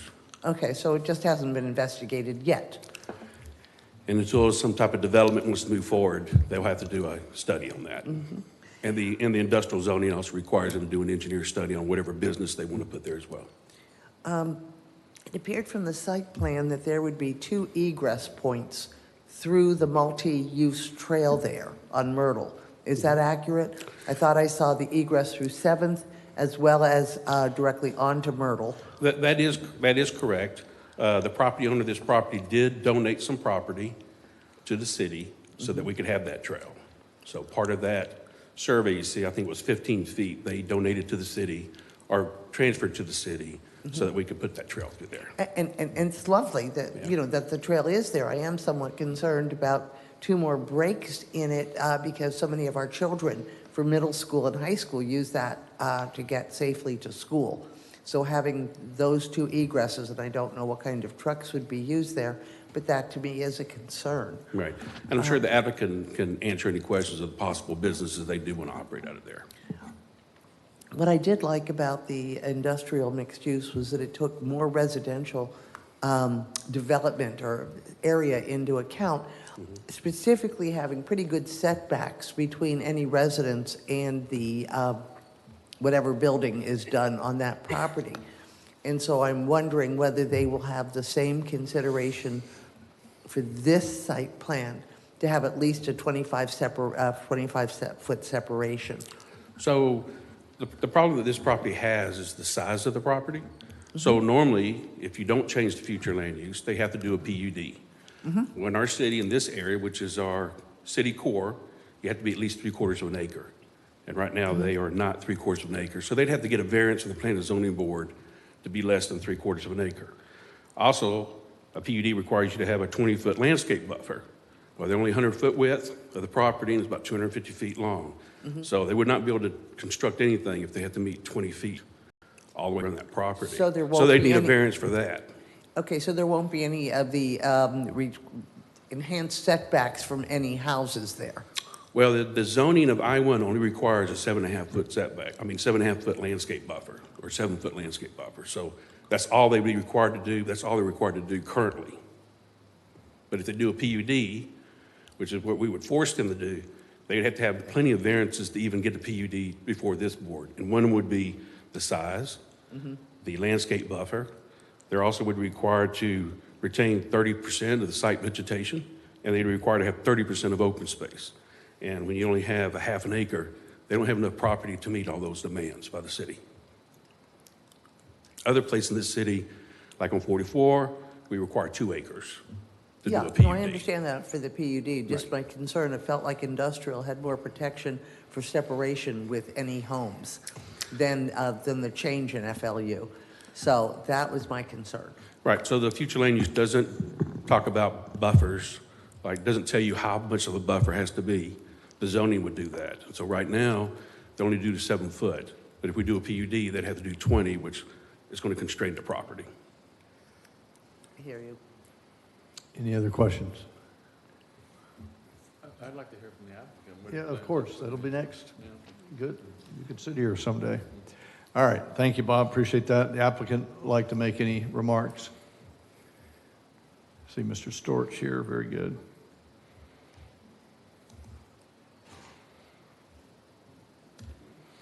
Just hit the up and down buttons. I really appreciate it, Bob.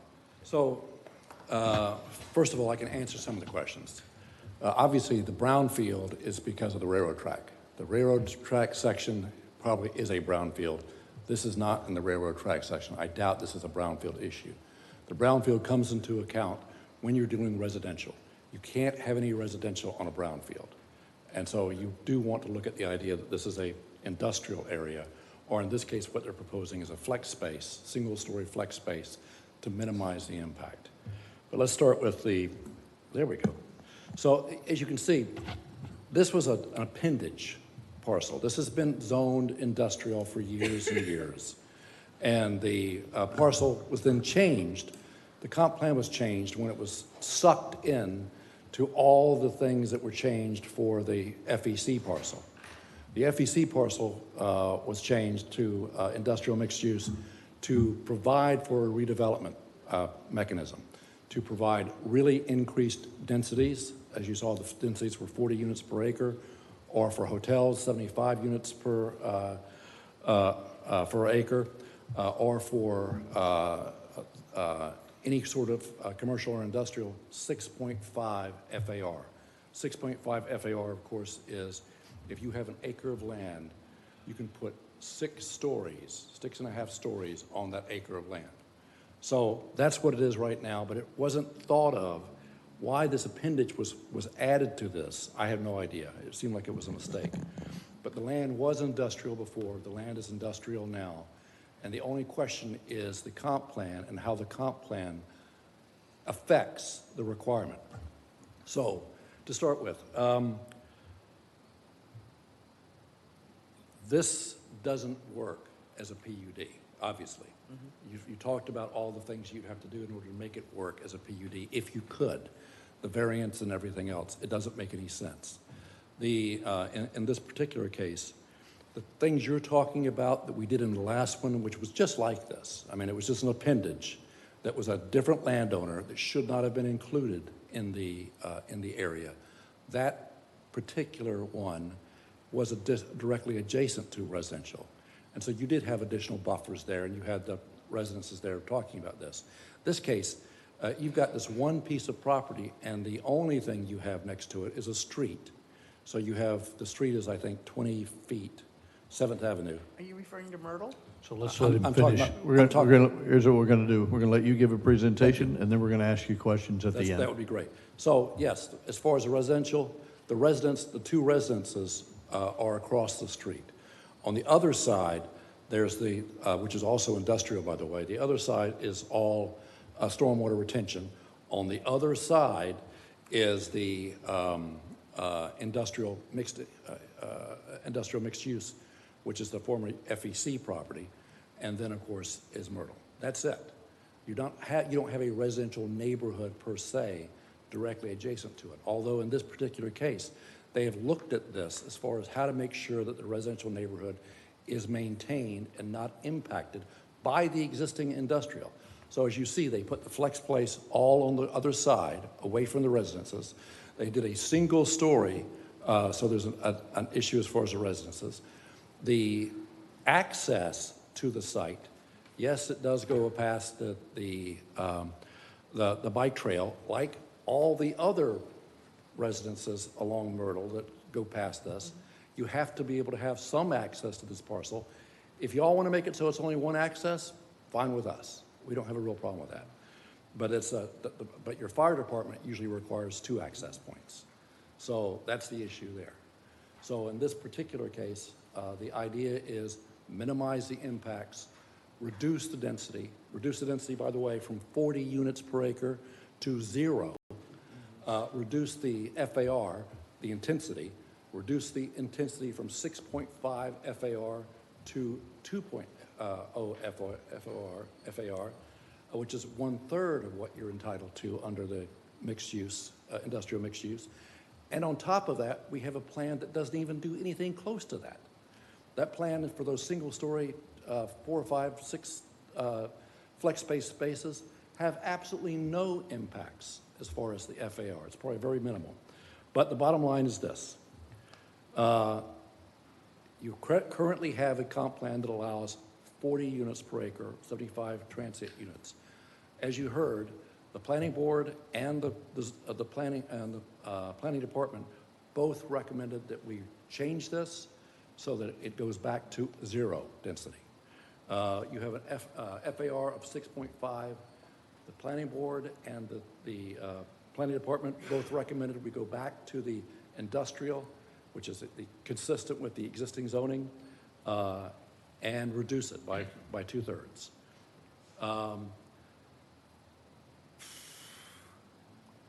We understand that you're also looking at the fact that although this is industrial, there are uses that are allowed in industrial that may not be appropriate for this neighborhood. And so what I've done is offered to stipulate, which I did in the last one, and which I did, and I actually put in fact, I think I had to promise I was going to do that, that I would put a restrictive covenant in the public records taking away all those uses. I did that in the last one.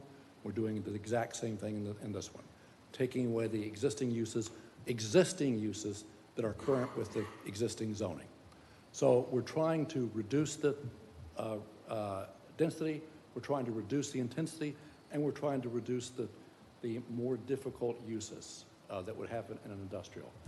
I don't know what else we can do with an appendage like this other than provide for this as an appropriate comp plan designation, and so it's consistent with the existing zoning.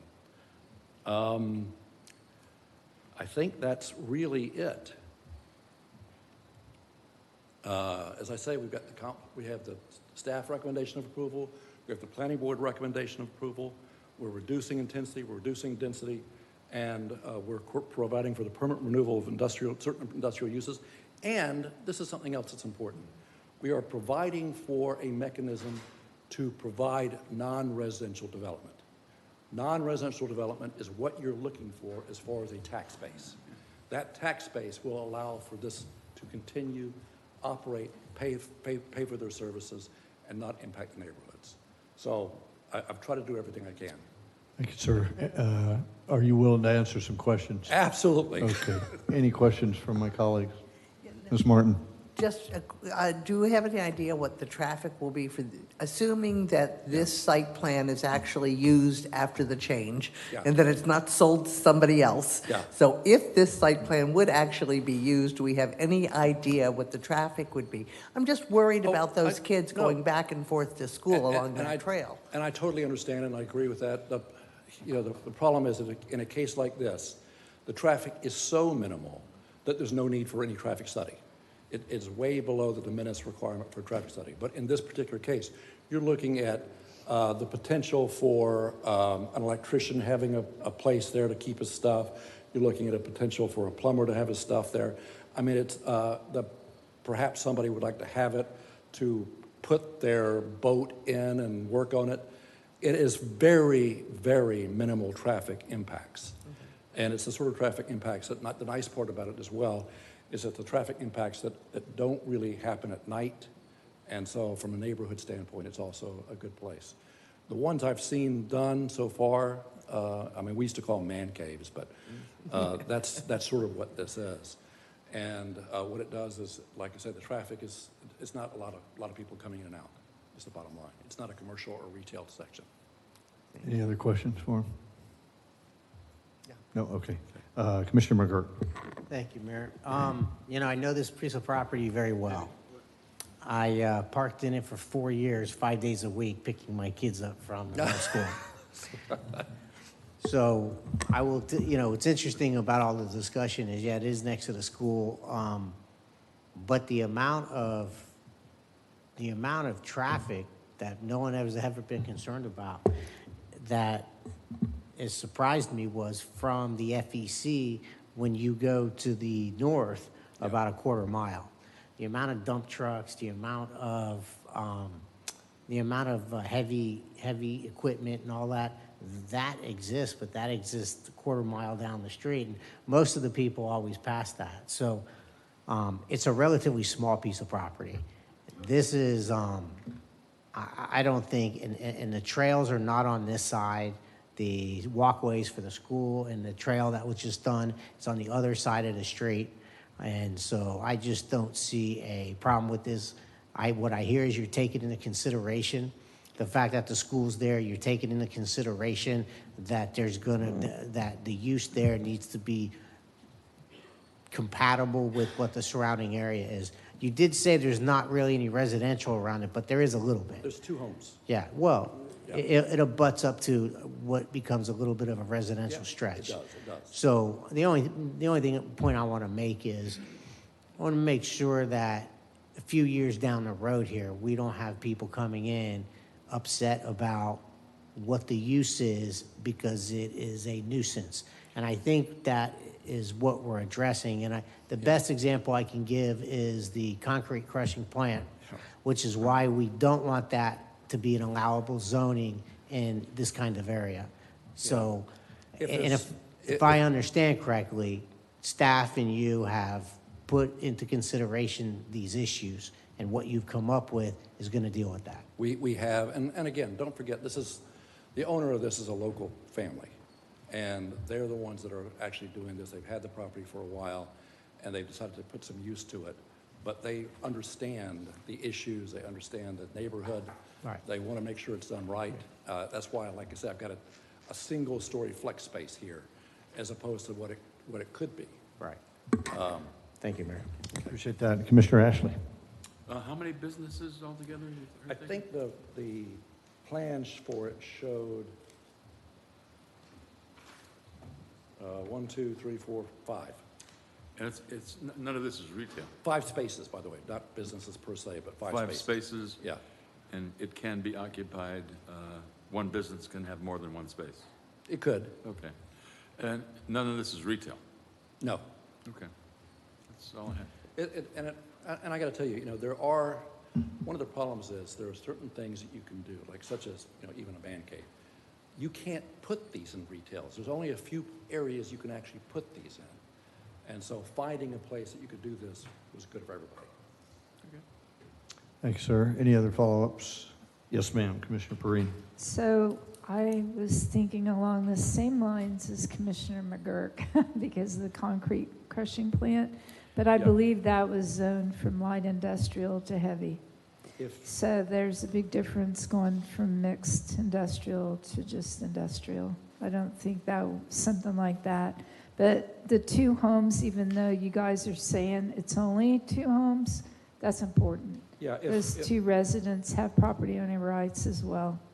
If that is not, and I just looked at this, I guess that's not in my list, but I'll add that to the list of restrictive covenants and take out concrete crushing or concrete plants whatsoever. Yeah, we don't want anything like No. that. Dust, anything that would impact neighbors, any No. issues, noise, dust. Right, and in fact, what I can do is I can put a provision for the restrictive covenant that indicates that anything that produces dust or debris Noise, loud noises. dust, debris, or loud noises would be prohibited as well.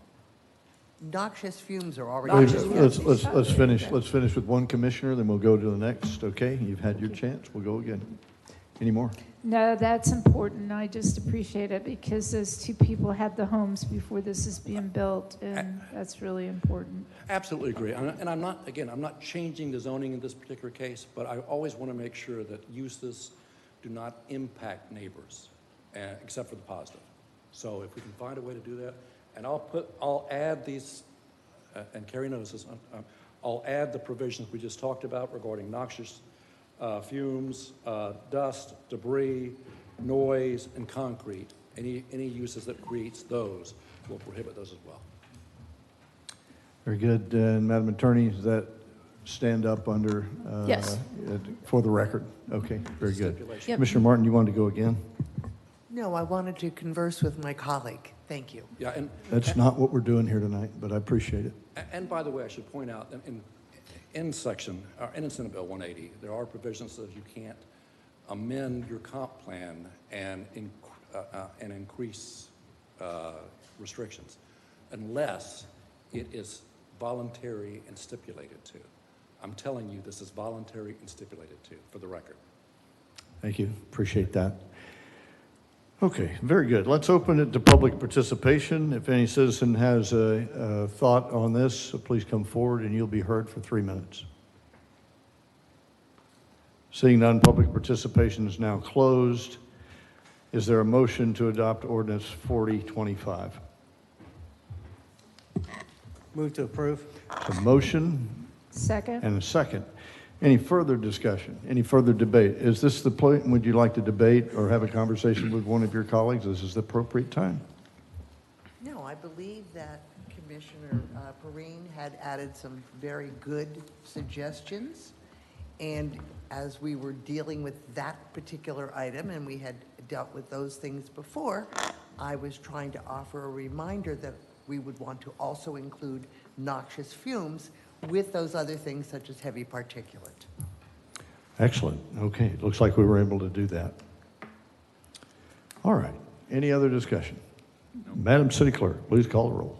Vice Mayor Martin, Yes. Commissioner Perrine, Yes. Commissioner McGurk, Yes. Commissioner Ashley, Yes. Mayor Cleveland. Yes, the Thank you. motion 40 for ordinance 4025 has been adopted. Now we'll move on to another public hearing to be conducted to consider the ordinance of number 4525, which if adopted would propose a text amendment to the city's land development regulations to prohibit advertising of unpermitted use in a zoning district. Madam City Attorney, if you'll read 4525 for the second time, please. Ordinance number 4525, an ordinance of the City of New Smyrna Beach amending the land development regulations, amending Article 5 zoning districts, 504 district regulations and requirements to add section 50401S, prohibiting the advertisement of any use not permitted in the zoning district, providing for codification, providing for public hearings, providing for conflicting ordinances, providing for severability, and providing an effective date. Thank you. We've got our Development Services Director, Shane. We're anxious for your report. Thank you. Shane Corbin, Development Services. This is a pretty simple one. ZT 425, Section 504 in General Regulations. It's one sentence being added to prohibit any advertisement on any platform for any use that has not been permitted or approved in any zoning district is strictly prohibited. And this is really to help our code compliance staff be more efficient with enforcing short-term vacation rentals. That's really where this came from. Right now, it's pretty cumbersome for them. They get a complaint, then they have to start doing investigations, monitoring the property, going on various websites, trying to see if they're being advertised, building a case. It can take 3 or 4 months by the time a complaint comes in, by the time that it goes to a special magistrate. So this would essentially allow them, as soon as they get a complaint and they can find an advertisement for one of those uses on a website, to begin the case and get the clock ticking. So that's the purpose of this text amendment. Thank you. Appreciate that report. Any questions for Director Corbin? Commissioner Martin, you may have the floor. No questions. I want to say I thought this was a great example of creative legal work and development services work. And I'm very impressed and I'm very grateful and thank you. Thank you, Director Corbin. Appreciate your remarks. The public hearing is now open. If any citizen who wishes to speak on this topic, please come forward and you'll be heard. Seeing none, public participation is now closed. Is there a motion to adopt ordinance 4525? So moved. Second. There's a motion and a second. Any other discussion? Madam City Clerk, please call the roll. Commissioner Perrine, Yes. Commissioner McGurk? Yes. Commissioner Ashley? Yes. Vice Mayor Martin? Yes. Mayor Cleveland? Yes, 4525 has been adopted. So we'll move on to ordinance first readings. Madam City Attorney, if you'll read ordinance 4125, 4325, and 4425 for the first time by title only, please. These ones are not together, so I will read ordinance. I got you. You're going to read them separately? Yep. No problem. I'll ask you every time. If you'll read 4125 for the first time by title only, please.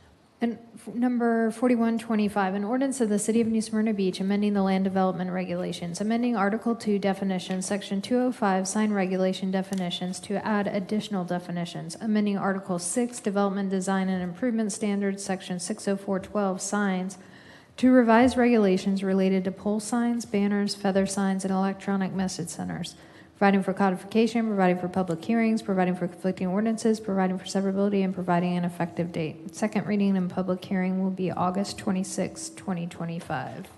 And so for the public, this is about our signage around town that the city manager has been speaking about for some time, an adjustment to that. Now, Madam City Attorney, if you'll read 4325 for the first time, this is about a non-exclusive franchise agreement to VPL Logistics. Ordinance number 4325, an ordinance of the City of New Smyrna Beach granting a non-exclusive franchise to VPL Logistics LLC to provide construction and demolition debris removal services within the City of New Smyrna Beach, outlining franchisees' duties, providing terms and conditions under which such franchise shall operate, providing for severability, providing for conflicting ordinances, and providing an effective date. Second reading and public hearing will be August 26, 2025.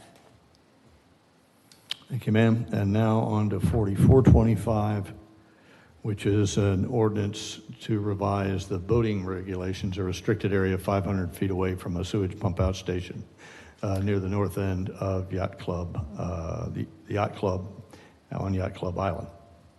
Ordinance number 4425, an ordinance of the City of New Smyrna Beach repealing and replacing ordinance number 0725.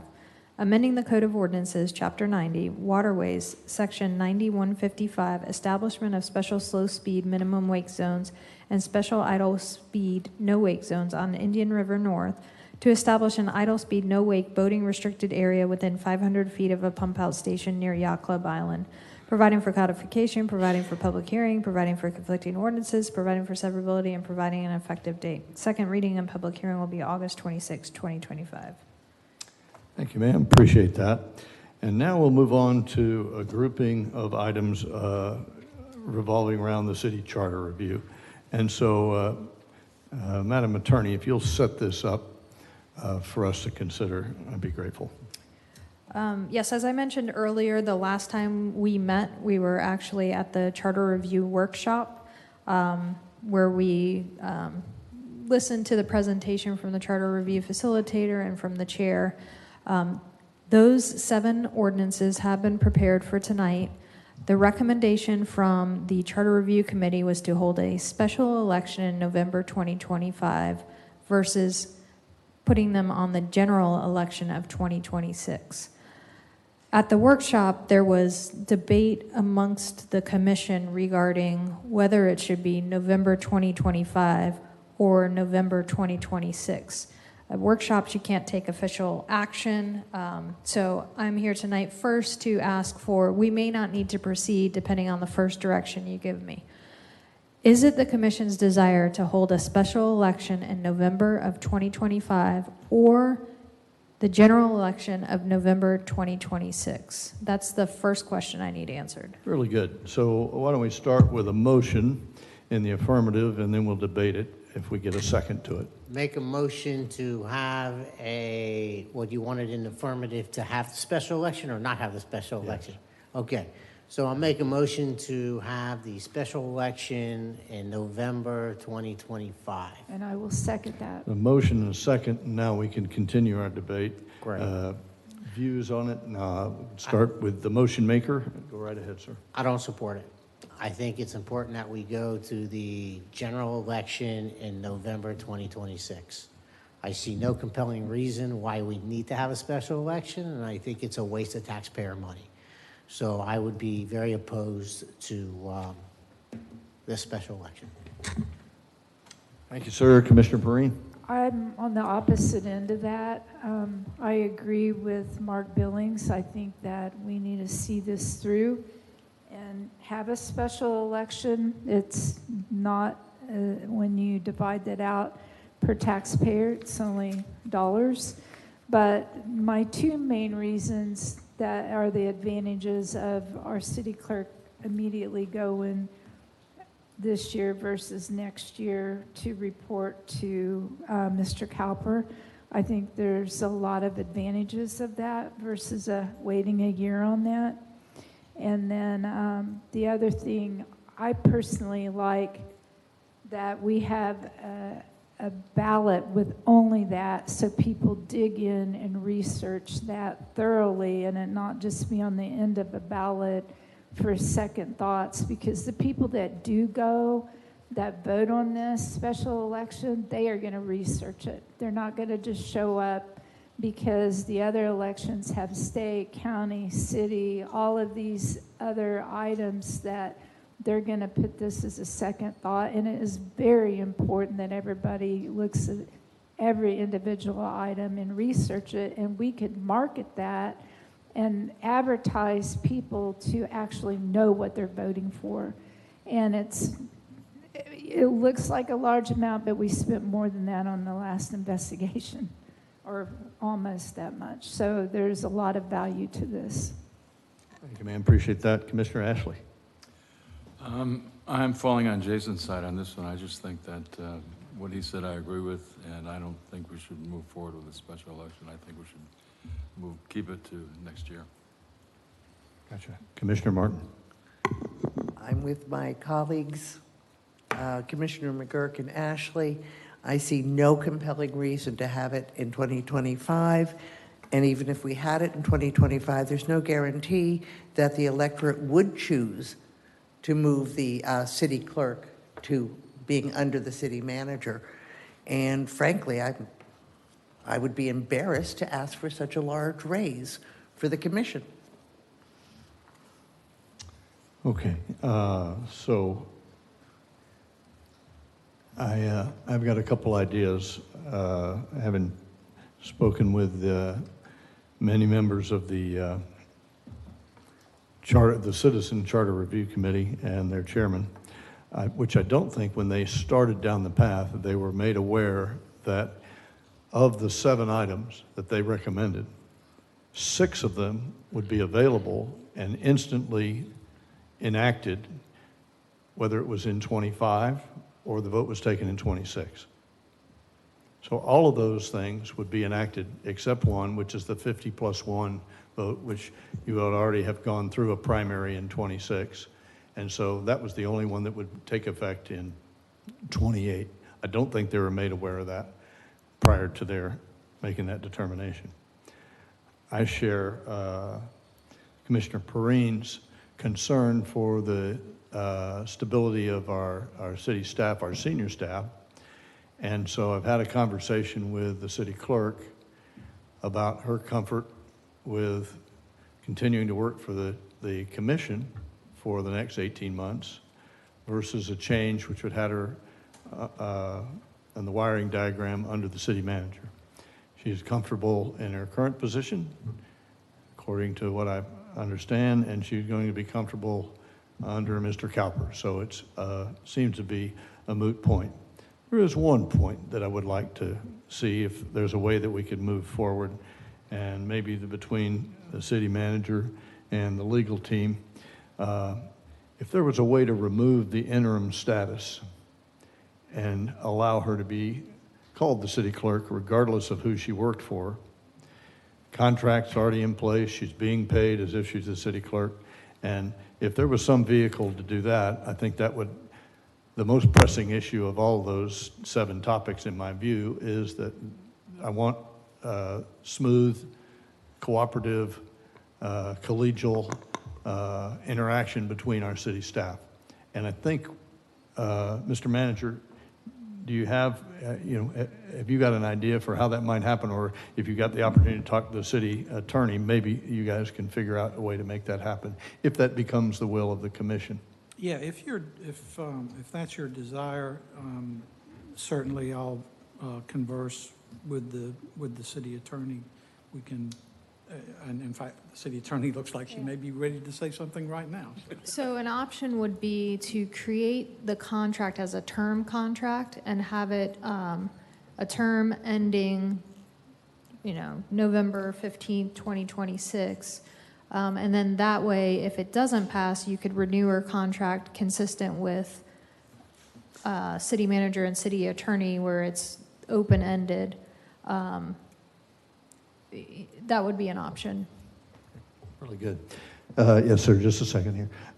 Have I characterized our conversation accurately, or is there something that I left out? No, yes, you did. Thank you. Okay, very good.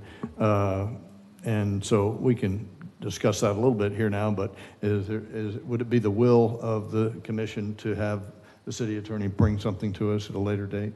Yes. Any objection to that? Okay. Commissioner McGurk. For the attorney, I was going to just question, if the commission appointed her the city clerk, she is in that position. And then if the charter during the vote for this issue in the general election of next year passes, she would simply transfer from under our she would not be an employee of direct reporting. She would simply slide into the directly reporting to the manager. It would seem to me that may be an easy transition. And my question is, would there be any problem with that? And you may not be able to answer that, obviously, right now. So the reason why I'm suggesting a term contract is then, in that case, if it did pass, she could easily move under Mr. Cowper.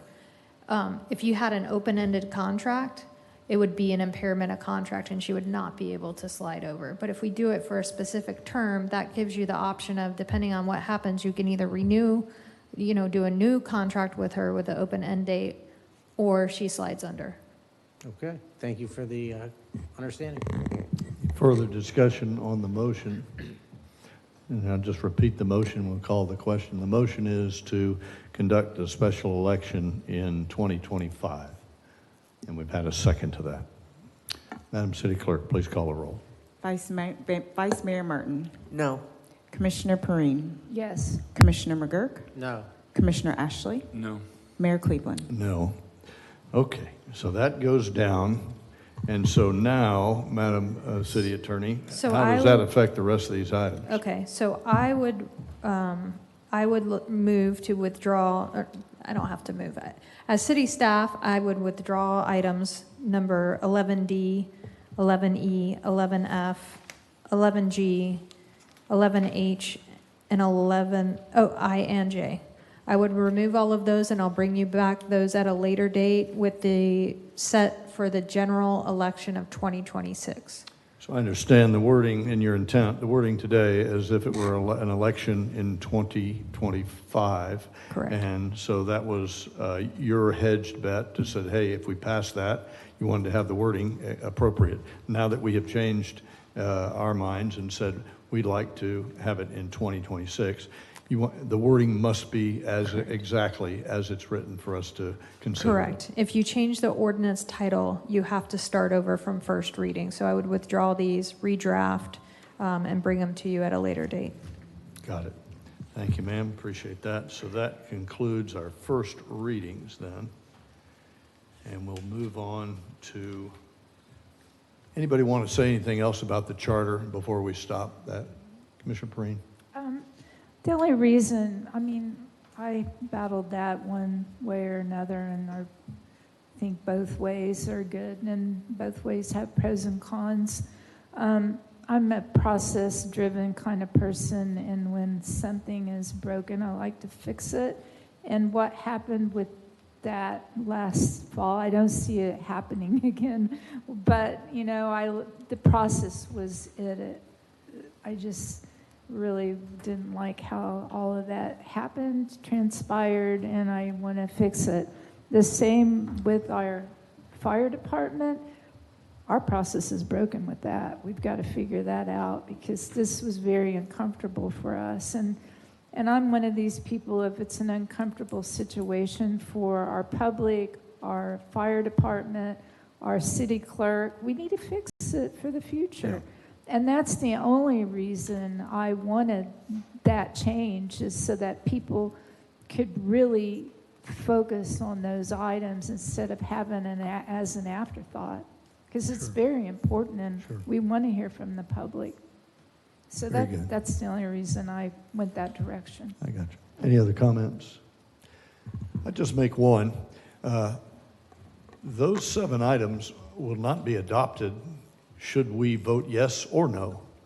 The vote will be to send it to the electorate. So the comments previously about, voting yourself a raise or voting for an extension, voting for any of those won't take place up here. The question is, do we send it to the public to vote, or do we retain that and say, no, we will not allow the public to vote for that? So just as a point of clarification.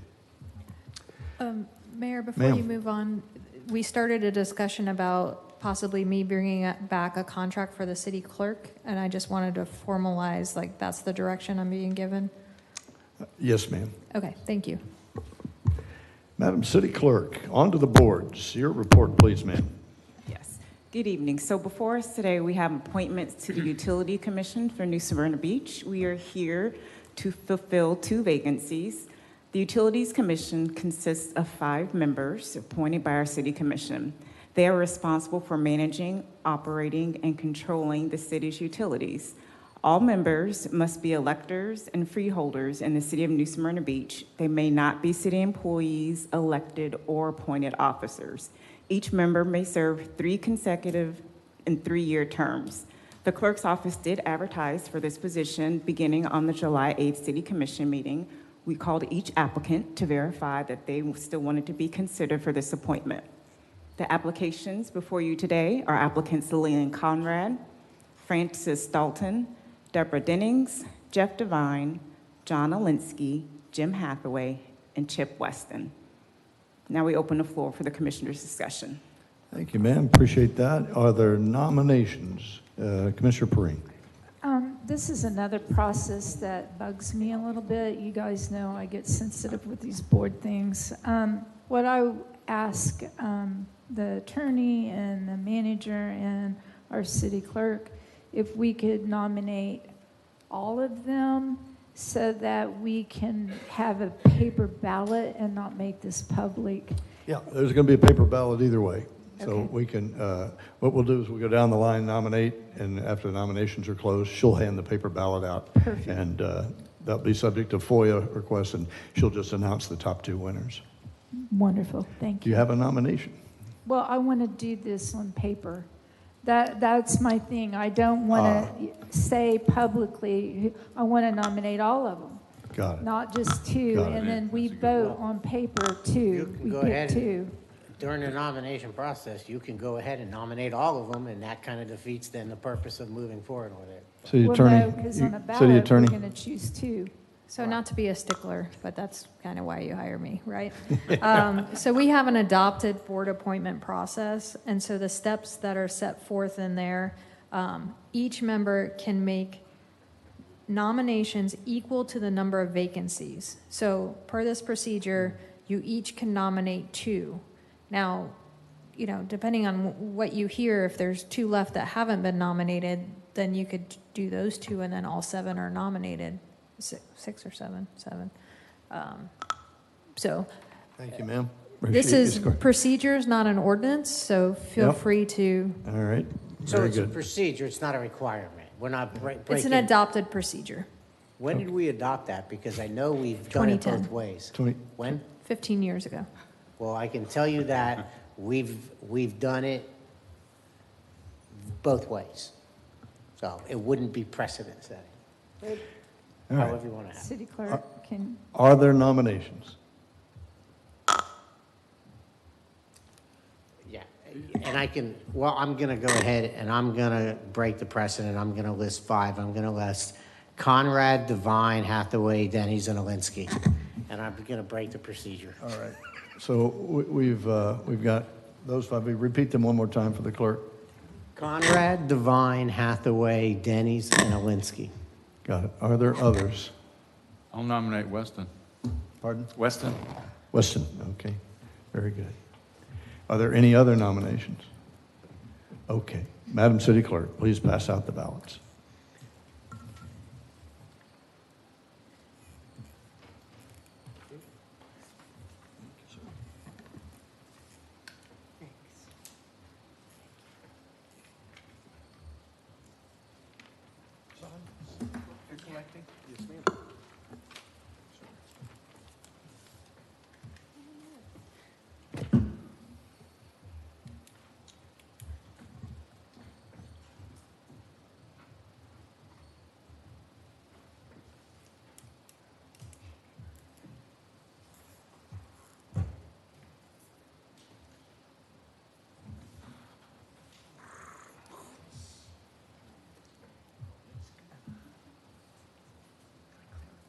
Yeah, you have a question. Don't ask the clerk, they're counting.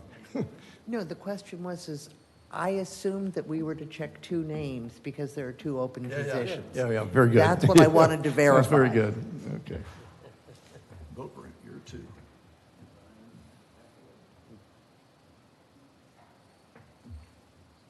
Nothing would have restricted you just from voting for 1, but you No, could but I vote wanted for to- 2. I Sure. assumed it was 2. I Yeah. wanted to make sure. Very good.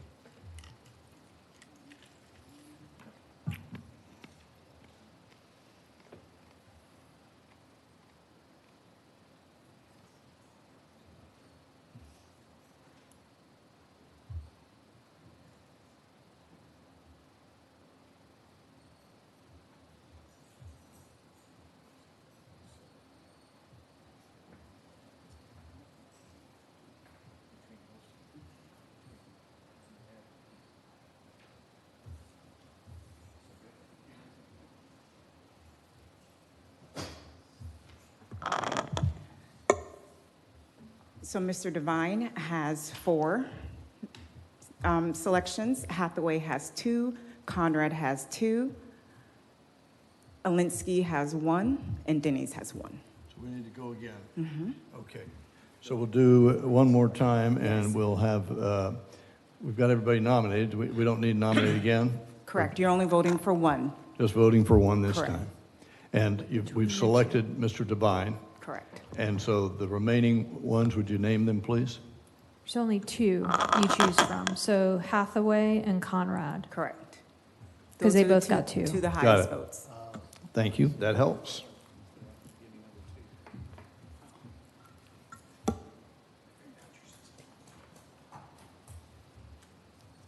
And we're voting for 1.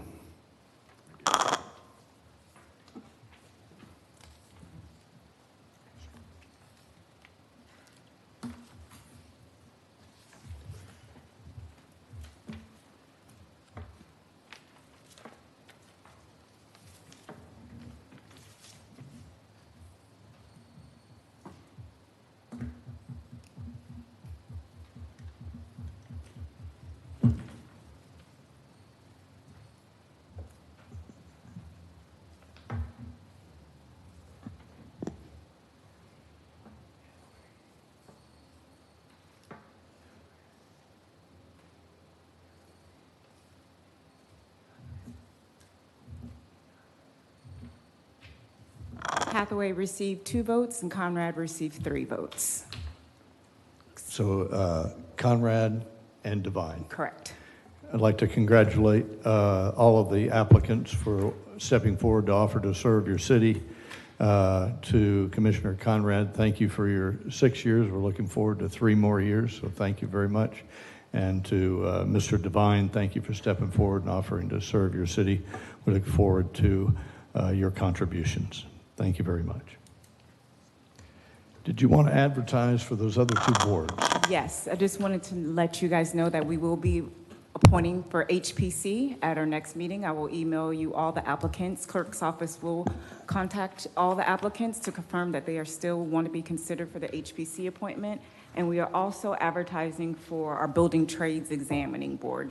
They have 2 vacancies, 2 alternatives, and we will advertise for that for about 3 or 4 meetings so we can make sure that we give enough people to come out. And we will verify all applicants to make sure they meet the membership requirements. Thank you. Thank you, ma'am. Appreciate your report. On to the commission reports. Vice Mayor. I think we've had enough fun for one night. And obviously, I continue to have severe reservations about the proposed charter amendments. I am delighted that the committee has not yet been disbanded. So since we have an extra year, we might want to give some things a little bit more thought. Thank you. Commissioner Perrine. I don't have anything. Okay. Commissioner Ashley. I have a couple things. I wanted to let you guys know that I attended 2 interesting seminars. One was Advanced Air Mobility, presented by the Mobility Innovation Manager of Orlando. And this was all about public electric vertical takeoff vehicles. And currently the city of Orlando is studying corridors in Central Florida, and if you can imagine a flying bus with helicopter rotors on all 4 corners, looking to the future, years ahead, they're doing studies of both the machinery and corridors. Very interesting seminar. The second one was called Shaping Tomorrow's Spaces, subtitle, Implementing Volusia County's New Voluntary Low-Impact Development Practices. It was put on by a company by the name of Ferguson, a $29 billion development company, multi-state operation, and they presented various methods of development that were very, very low environmental impact stuff. So I would highly recommend going to Ferguson's website and just check out what they do. It's very interesting. Thirdly, all of Venetian Bay is very excited because Beach and Burritos is going to open the pool and the tiki bar in Venetian Bay, and their goal is to open by Labor Day weekend with a full bar. Not that I care about that, but just mentioning to other people. So everybody's excited about that. And I wanted to mention one more thing. The Jimmy Lane Award really hit home for me. I started surfing in Southern California in 1962. And I surfed until my body called it quits, which was about year 2000. But I still boogie board, and I'm telling you, there is nothing like riding a wave on a board. Nothing like it. So hats off to Jimmy, that dedication, and he was a great surfer. So that's it for me. Thank you, sir. Commissioner McGirt. Just want to remind everybody that we have the league conference starting tomorrow. I look forward to seeing everybody there and getting together and attending lots and lots of seminars. So I'm glad we have a full group coming, and that will be exciting. I wanted to touch on the firefighter issue. I know Commissioner Prime brought that up. I want to tell you, for people who are new, this is a little unusual. It usually doesn't get to this point without us knowing in advance. So we have always made a point to make sure that police and fire are taken care of. This is a contract that they agreed on. So I want to remind everybody that. And so we're doing a salary study, and clearly if they're so dramatically underpaid, that will be something that obviously will be addressed. But it is not typical to get blindsided by something like this. So I don't want you to think that that this is the typical way that they do things. Usually we're going to hear about it from them, hear about it from staff. We'll start hearing little rumblings about it. So I just want to stress it's a little unusual. They agreed to and wanted the contract that they have currently. And if 30% of the fire department want to leave, that's certainly something that we need to look into. They've brought it to our attention. and we'll look into it. Thank you, Mayor. Yeah, thank you, sir. Appreciate that. I'll just pick up on that since that's the topic. We're in a negotiation that's underway now, and so what the manager and the HR director can say is limited. The hysteria that is amongst us with the posturing that 30% or 34% of the fire department would walk is alarming. There's no doubt that they are the real deal, that our firefighters are an essential and an amazing city safety and protection arm. One of the police department and the fire department are essential functions that we have to we fully have to support. I wonder if there are 34% of the number of firefighters that we have. I question whether those jobs are available in Volusia County. There are 34 holes of firefighters in Volusia County in the 16 cities. I'd be surprised. And so, having dealt with and negotiated with unions in the past, I don't think I appreciate hysteria in our city. It's not, the sky is not falling. The fire department's running well under Chief Vandermark, and I can't speak for him, but I resent the blind side coming and stirring up families, children, people that are worried about their safety. And so with haste and with deliberate thought, please keep us advised as you go down the road of the negotiations. And whatever you can say publicly, let us make sure that we are as transparent as we possibly can so that our citizens are calmed. The manager said at the beginning of the meeting, this current contract was negotiated in 2022, accepted by the union in 2022. So to be out of step in 3 years is perplexing if it's true. The other thing, one of the speakers talked about was examining the entire compensation package, which was acceptable in 2023, and what has changed in 2025 will be fascinating to make the light of day. And I cannot wait for that to happen, to find out what the senior guys and the junior guys are thinking as they go and try to figure out what their department wants to look like in terms of an entire compensation package. The city hosted the first annual Heroes Ruck and Rise Expo last weekend, and it is a celebration and tribute to veterans and law enforcement and first responders.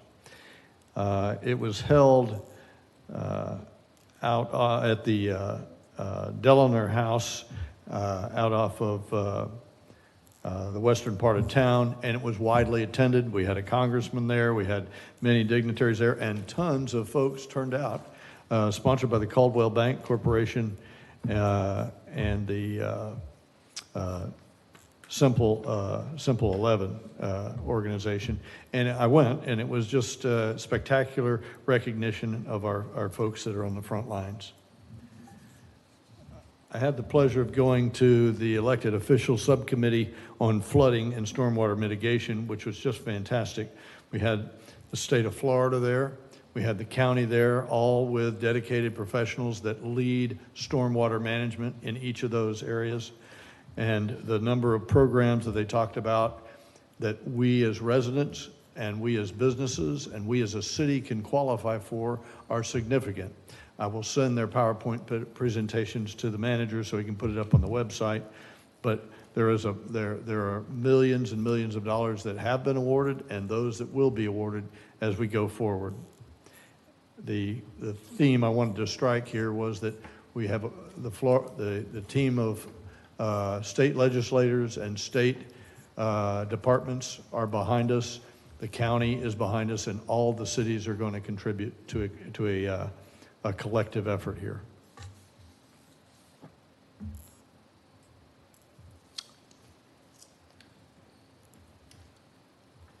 I think that's it. Mayor, could I Yes, ma'am. follow up with the fire department? It really disturbed me walking up here, seeing signs saying that we're going to vote for our own raise and we won't give the fire department a raise. It doesn't work that way. And the misinformation on social media just makes me sick.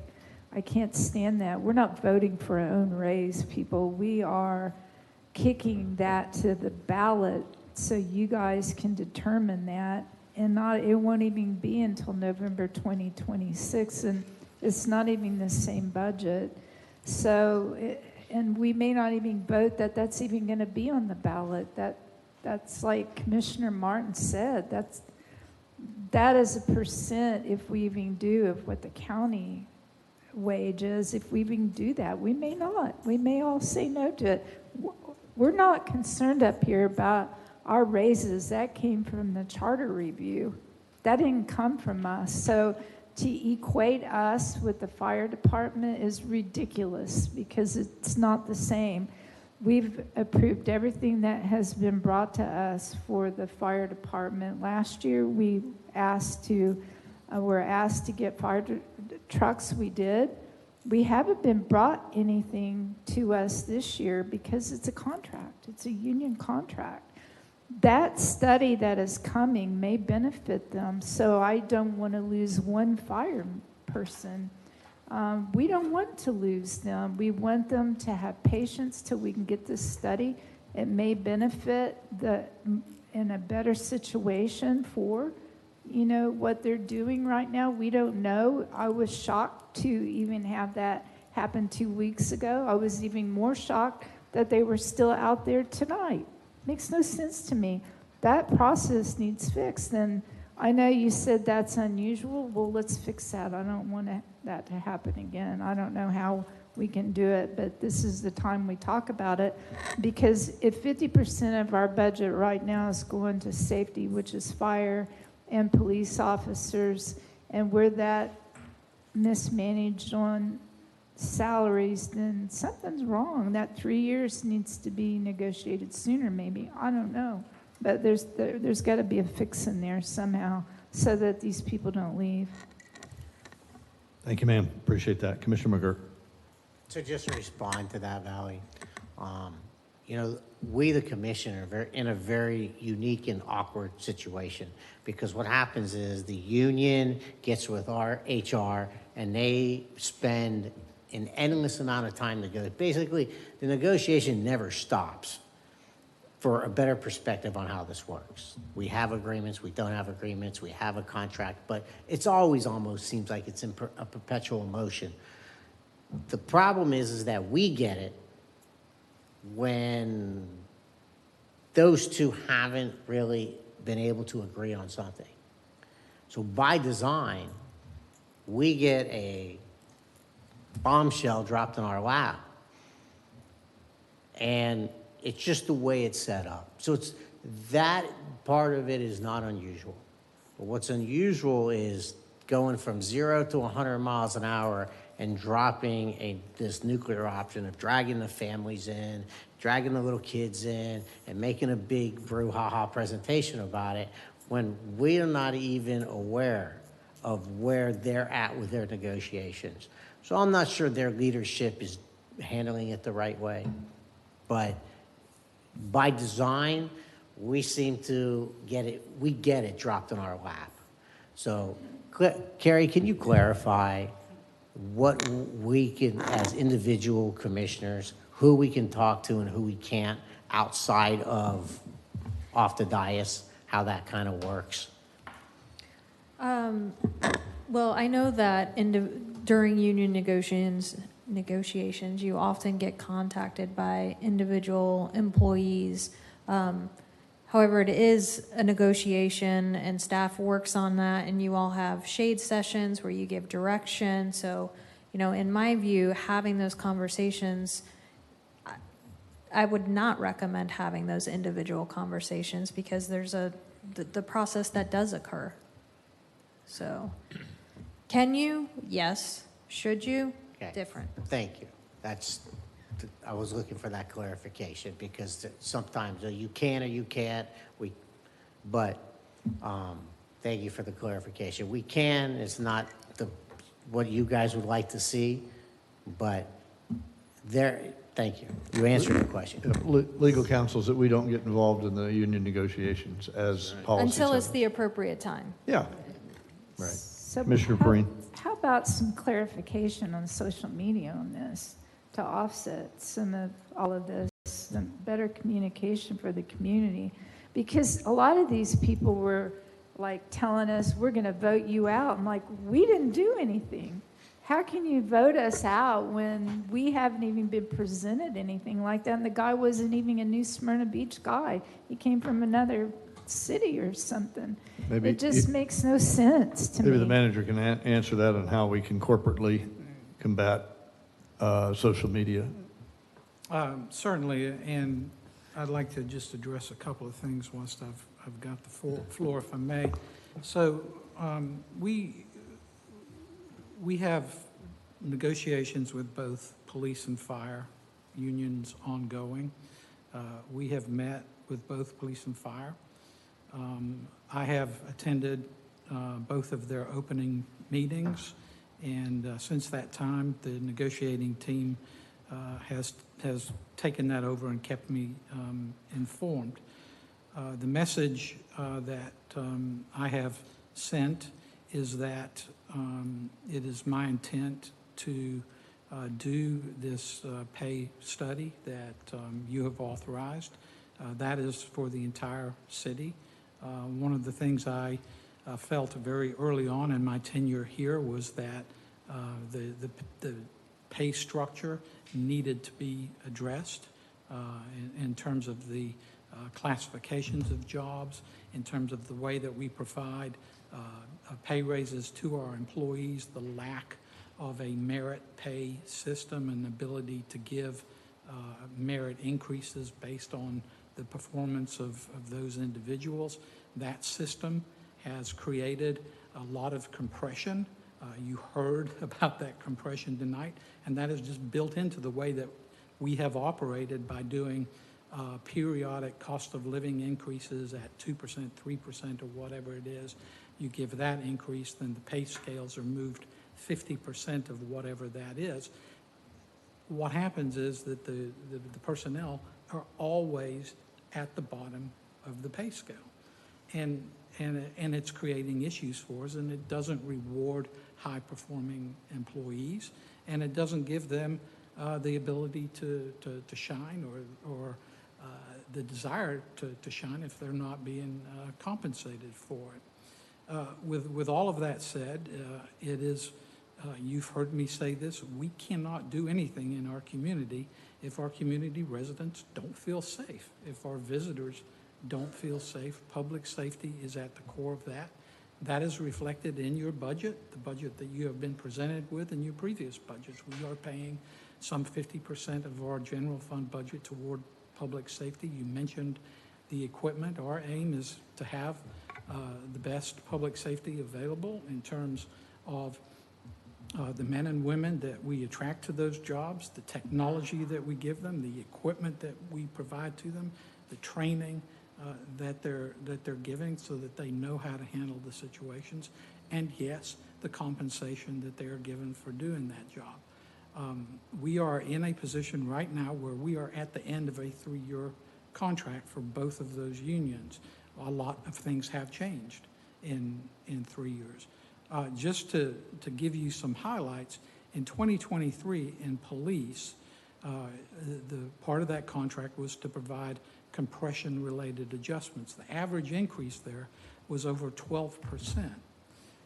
You also added a cost of living adjustment to their pension program, and that increased the cost of, to you and to them, the cost of the pension program. That occurred in 23. In 24, police were given a 3% increase, and in 25, they were given a 3% increase. Fire, again, Compression adjustments were a big part of that contract negotiation. The average employee received an increase of 22%. Some more, some less, but that was the average. The paramedic incentive was increased by $2 an hour, from $5,800 a year to $8,000 a year. And the transport incentive increased from $1 an hour to $2 an hour. That's for when they're on the ambulance additional pay. In '24, they got a 3% pay increase, and the transport incentive increased from $2 an hour to $2.50 an hour. In fiscal year '25, a 3% increase. The paramedic incentive was increased from $8,000 a year to $9,000 a year. And the transport incentive increased from $2.50 an hour to $3 an hour. Well, that is the contract that was negotiated between the union and the city. I wasn't here at that time. Most of you weren't here at that time, but that's the contract that we are living under. And things have changed, and I'm aware that things have changed. You heard all kinds of different numbers out here tonight. We're $12,000 underpaid. We're $10,000 underpaid. We're making less than or not much over a minimum wage, all kinds of stuff. What we need is facts, and we need to know who is paying what, not only in Volusia County, but in peer communities. And that's exactly what we have done. We have gone to communities that are similar to us in population and in geography, and we intend to utilize that study to help determine the pay and benefits for not only the two unions, but also for all of the general employees. Unfortunately, that pay plan was not part of the original budget this year. We had to go through a process to get it approved, get it added to the budget. That took time.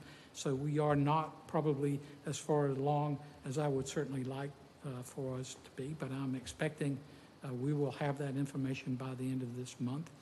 We will have that information. Multiple agencies are negotiating union contracts right now.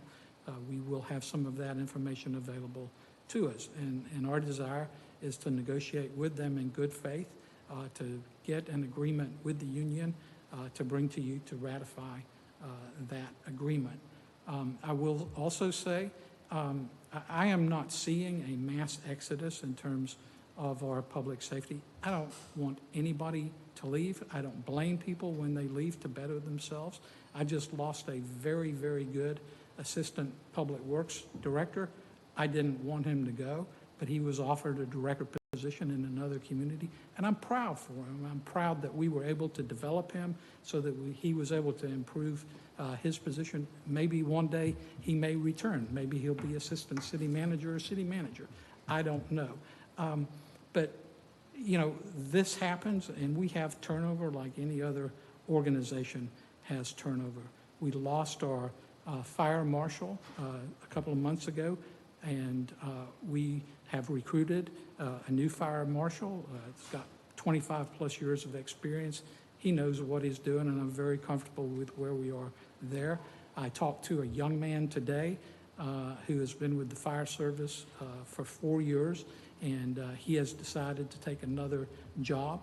And I met with him and spent a good hour with him and heard his take on things and his input and why he felt that he wanted to go elsewhere for the rest of his career. And that was good information for me to hear, and I appreciated him doing that. You know, I'm not seeing, and I appreciate that people are looking for other jobs. People are always looking for other jobs. I expect that. You know, I hope that people don't leave New Smyrna Beach. We want a high-quality public safety department. I'm working hard to make this as high-performing an organization as I possibly can, where we have the best of the best and that we pay as well as we possibly can, commensurate with a community of our size and the resources that we have. So I apologize for being lengthy, but you know, I just It's unfortunate for this evening, and some of the things that are said, people, I won't say panic, but I don't think we're at a point of panic. We're continuing to negotiate, and I don't, this is one of those things that takes a little bit of patience, but I do believe that we're going to get to a good result. And I'm happy to answer any questions that I can. Really good. Commended for having those exit interviews. I think that's insightful and important. You don't talk often, but when you do, you drain the topic significantly. So I'm grateful that information fills the vacuum and the void where speculation goes on. So that's important. I think Commissioner Perrine's point was, can we, what you just said is amazing, and a fraction of those people hear that what your words are to be on recording. Is there a way to do something with Phil and Ava on social media that says, here are the facts versus the speculation that we heard today? Yeah, and we can certainly do that. I don't want to get in a tit for tat with the union and, get into social media wars. I've given some quotes to the local media, and I expect that they'll have a story on that. We'll see what that looks like. But as we continue with our negotiations, we can put out pertinent information. I appreciate that, and I'm not after tit for tat, just trying to put some facts out there. Breno Cabrillo was here tonight, and as the fire people left, he left. There'll be an article in the News Journal tomorrow that'll have their side of the story in it, and that bothers me that you didn't get the chance to do that. Yeah, Yes, I ma'am. expect I'll have some quotes. Good. I think we need to be very thoughtful about getting involved in the social media, and certainly wouldn't mind just a statement saying that I look forward to mutually agreeable contract negotiations, letting them know that we hear it. But I also would advocate in our next budget, or as soon as, whatever legal steps we need to take, to put a line item on our property tax bill that is for public safety, so that people know a little bit about how their property taxes are being used, and are reassured that public safety is our very number one concern. Yes, ma'am, and we have presented that to you throughout the budget process, and our intent is to do the necessary studies to provide you with the information to consider that fire fee as opposed to property tax. And I agree. It's as we look to the future and our expenses are increasing, the fire fee may very well be a better way to fund their activities. Anybody else? My Commissioner Perrine. last question, do they think that we're going to give them a raise from up here? I mean, what was their intent to show up like they did and attack us like they did? Which we have no control over any of that. Well, and again, they're human beings. They work hard and they do great work in our community. I think that they're feeling anxious just over the pace of the negotiations. And again, I take full responsibility for that because I want the information from the pay study so that I have the ability to negotiate in good faith with them. We appreciate that, because if they want to contact us, we're going to say line up outside your office, not ours. Yes, ma'am. But we support you on the study, because that's the only way we're going to know. That's the information that needs to be out to the public, because everybody that was in here that saw this and saw that what their sign said, which were false. We're not approving our raise over theirs. That just drives me crazy when that misinformation is out there. We've got to fix that, because it just doesn't work. Yes, ma'am. Thank you, one and all. Appreciate that. We'll be back in this room on Tuesday, August 26th at 6:10 for the CRA, and then August 26th at 6:30 for the regular meeting. And then again, the following meeting, September 9th, the CRA meeting again at 6:10, and the regular city commission meeting. And then a special commission meeting on September 10th, which will be our first public budget hearing. That's be at 5:30. And so on to the charter officer reports. Madam City Clerk, a report from you. Yes, just one thing. As a part of the upcoming Florida League of Cities annual conference, each municipality is asked to designate one official as a voting delegate to represent the city during the conference. So I'm here to seek City Commission consensus on who you guys would like to have as the voting delegate for the conference. So I remember doing this before. There's usually a nomination. Is there a nomination?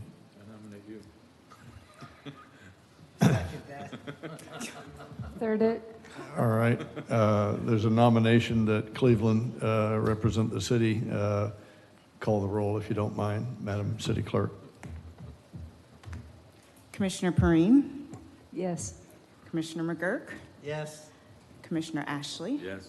Vice Mayor Martin? Yes. Mayor Cleveland? No. Carries. Thank you very much. Appreciate the opportunity to serve. We'll do the manager next and then the city attorney. Anything from you, sir? Nothing else, sir. Thank you. Madam City Attorney, I believe you have a few things for us.